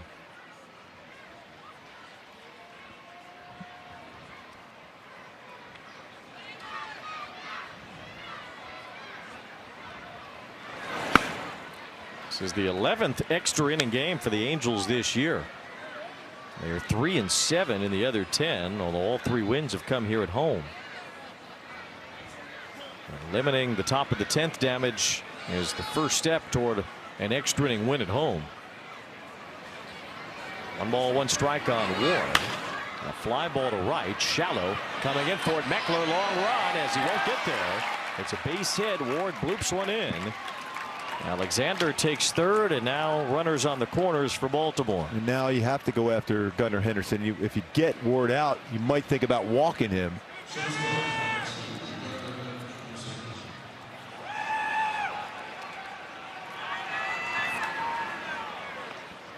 Henderson is hitless today. Remember, he entered with an 11-game hitting streak in this ballpark. It's an extra inning to extend it with runners on first and third, no outs.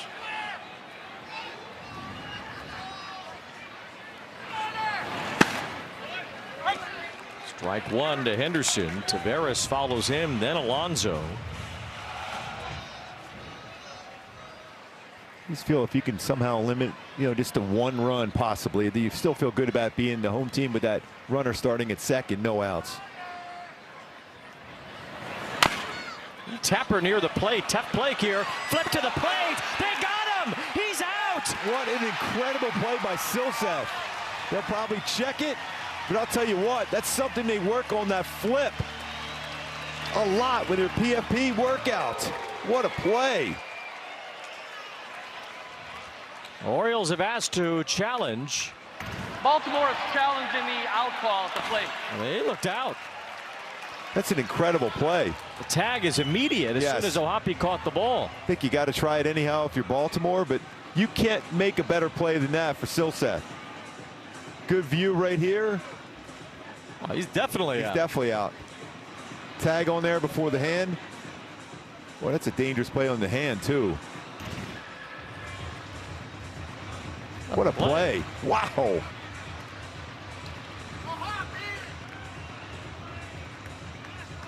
Let's see it again.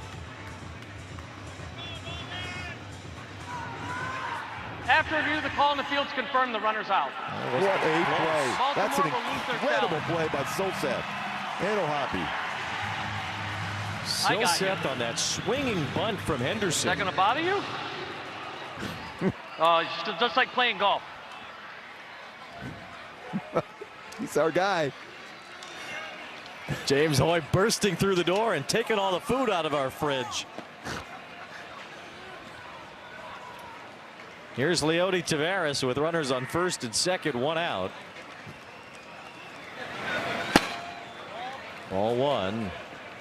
James Hoy trying to replace that divot. Ohapi apparently asked, and just like the golf course. Yes.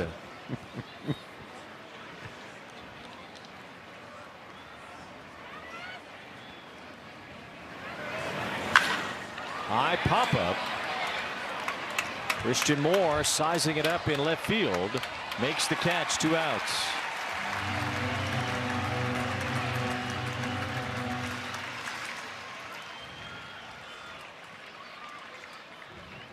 Tough hitter right now. Concentration level's got to go even higher now if you're Silseth. Well, a great defensive play by Silseth to start the inning on the swinging bunt by Henderson. I'm telling you, they work on that too in that PFP drills. They do quite a bit on homestands. Just that flip, the home plate. Charging that ball with the glove flip to the plate right on the shoulder of the runner coming in. Alexander was tagged out. Here's Pete Alonso. He's had a good day. And he lines one toward right. That's going to fall for a base hit. Ward comes home. Henderson to third. He'll be held. So the Orioles do cash one home. Pete Alonso, his third hit today, his second RBI, and the Orioles lead 6-5. Not hit hard, but placed perfectly. It's a high sinker, elevated pitch, usually those little flares in the outfield.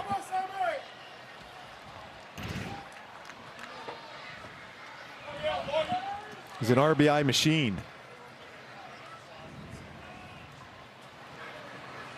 Gives Alonso with 3 today. Now 56 runs batted in for the year. 2 today, 55.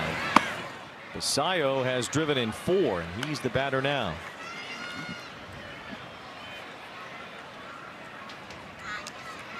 Alonso, 4th most RBIs in the American League.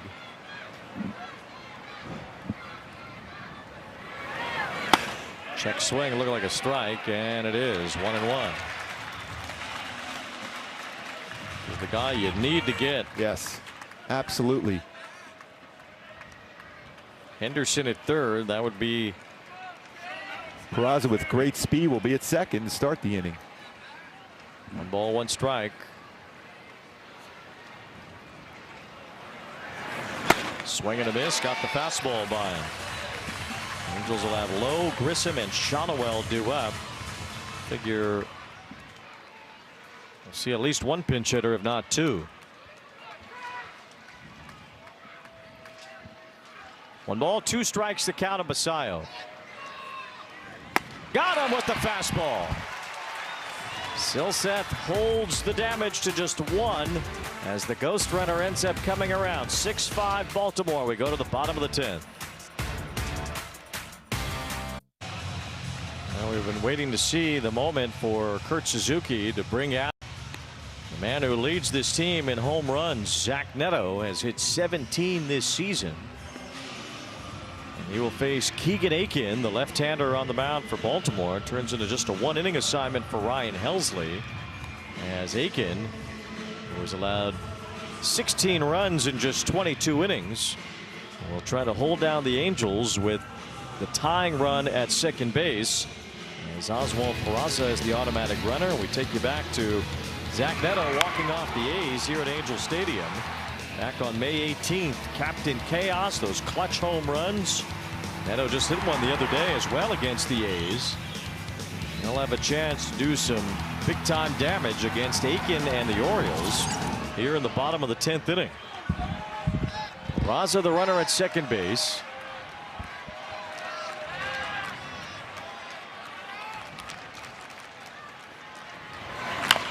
Neto on the first pitch chops it foul. Neto has 35 extra base hits this season.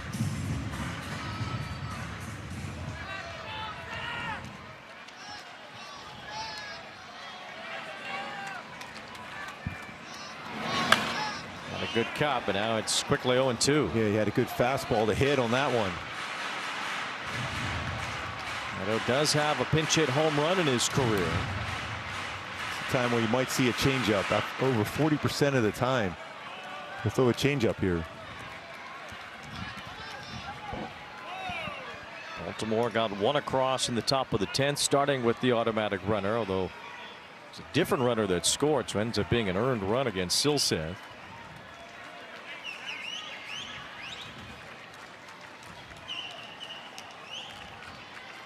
Joe Adell now the only man left on the Angels bench. It's 0-2 on Neto. And a swing and a miss, strike 3. That was a changeup. Throws that a lot. 2 strikes. This is only the 15th strikeout for Keegan Aiken in 23 innings of work. He is not a strikeout pitcher typically. He gets a big one on Neto to start the 10th. Now the batter Vaughn Grissom. Mine is potential stolen base threat there too. Second, even though you don't want to be that out at third base, if you get a good enough jump, it might be a pickoff here too at second. Right-handers have obliterated Aiken this year. They're hitting .327 against him. He's ahead of Grissom now, 0-2. And it probably goes back to that changeup again.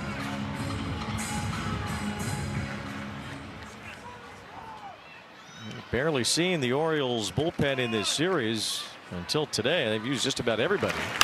As Grissom flies one right center field, but it hangs up. Taveras fights the sun. Cowser there, and it's Taveras who makes the catch. Tacking up and going to third base is Peraza, but now 2 away.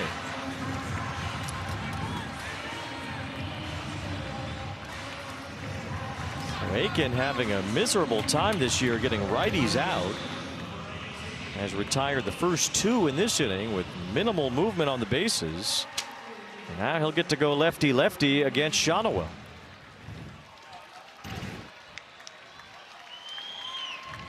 Shonowell has walked twice. He takes strike 1. Suddenly the Angels are down to their final out. It has moved quickly so far in this inning.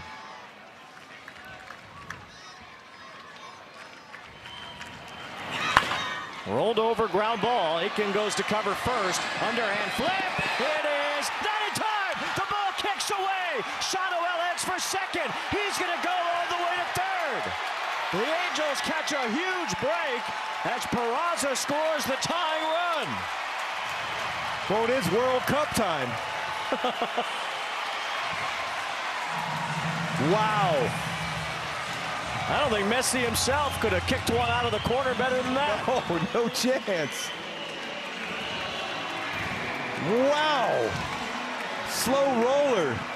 Little confusion knows who's going to cover first. And a nice kick by Sean. He can do it all. Sean, wow. Bend him like Beckham. Shotwell booted this ball about 50 feet. Yeah, Paul O'Neill's looking at this game and going, he's better than me now on the kick. That was World Cup fever at its finest. Told you all the folks who are visiting from other countries have been taking in a lot of baseball games. That was one for them. I went to a baseball game and a soccer game broke out. So they'll call that an error on the pitcher. Aiken was late to cover, which discombobulated the whole play. And now Ohapi with the winning run at third. Yanks it foul. It's 0-1. Talked before about some of the strange day games that end up unfolding here. This is a new one added to the pile. 0-2 on Ohapi.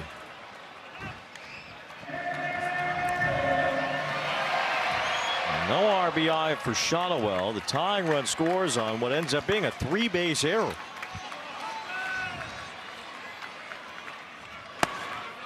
One ball, 2 strikes. That changeup in the dirt, although very difficult to get a wild pitch on a changeup because it just doesn't have a lot of spin to it when it hits the dirt if it is the case. Ohapi's at 400 this year with 2 outs and runners in scoring position. And the check swing bouncer, going to be a tough play. Basayo reaches, he has no play. Say goodnight to the Orioles. The Angels win a wild game that finishes with a kick ball and a swinging bunt single. Shotwell is invisible. We say that often. He was invisible going home.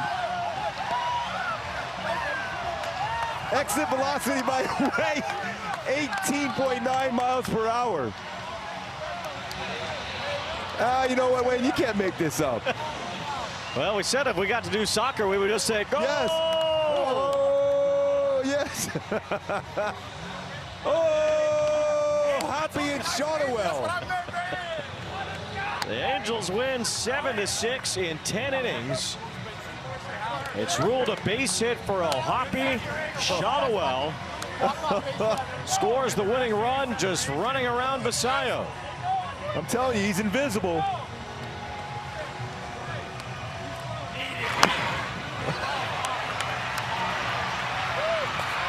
He's like, I'm not here. Well, Shotwell really used his legs for that win. First kicking a ball down the right field line that ended up being a 3-base error against the Orioles. And then scoring the winning run, whizzing around Basayo as the Angels win their 3rd straight home series. And a series against the Orioles, which is remarkable. Broke a 5-year drought of winning series against Baltimore. What a weird finish. So Messi's going to do the walk-off?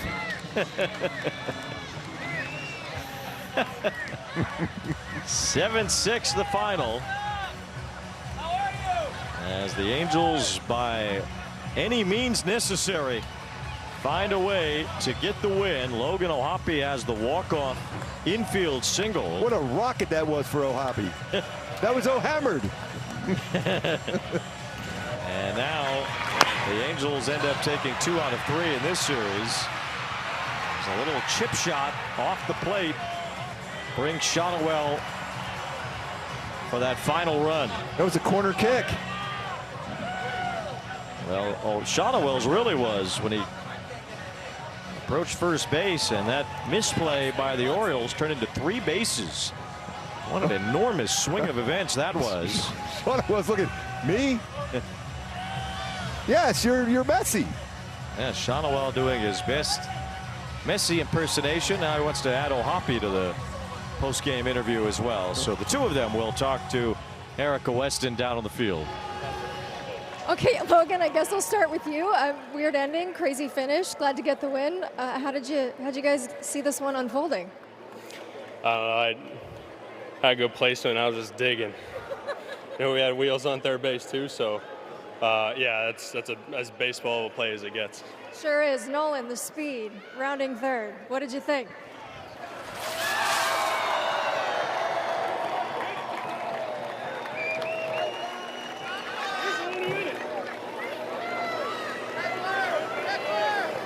Okay, so he's in the batter's box. You're on third, coming home. What are you thinking? Oh, had to show off the wheels a little bit, get this guy an RBI and get us a win. You know, it was a hard-fought game. Came in, did his job, and now we're victorious. A little kick save and a beauty there at first base to be able to get you to third? I was just showing off my FIFA skills. You know, World Cup's going on. Play a little kickball out there, and yeah. All leads to a win, Logan. You guys wouldn't have been in this spot if not for the great work by the bullpen today. Can you just say what the bullpen was able to accomplish this afternoon? Yeah, I mean, it's always tough with longer games like that. You know, I've never pitched in the bullpen, but even sitting in the dugout, it's a little bit more difficult. But we stayed in it. I feel like it's what we do well as a group. Thanks for the time. Nice job. No problem. Thank you. All right, guys. Yeah, that was win one World Cup style.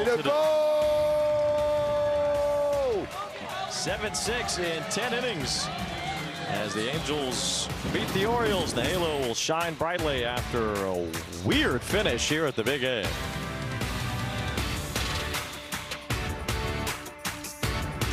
T-Mobile has the best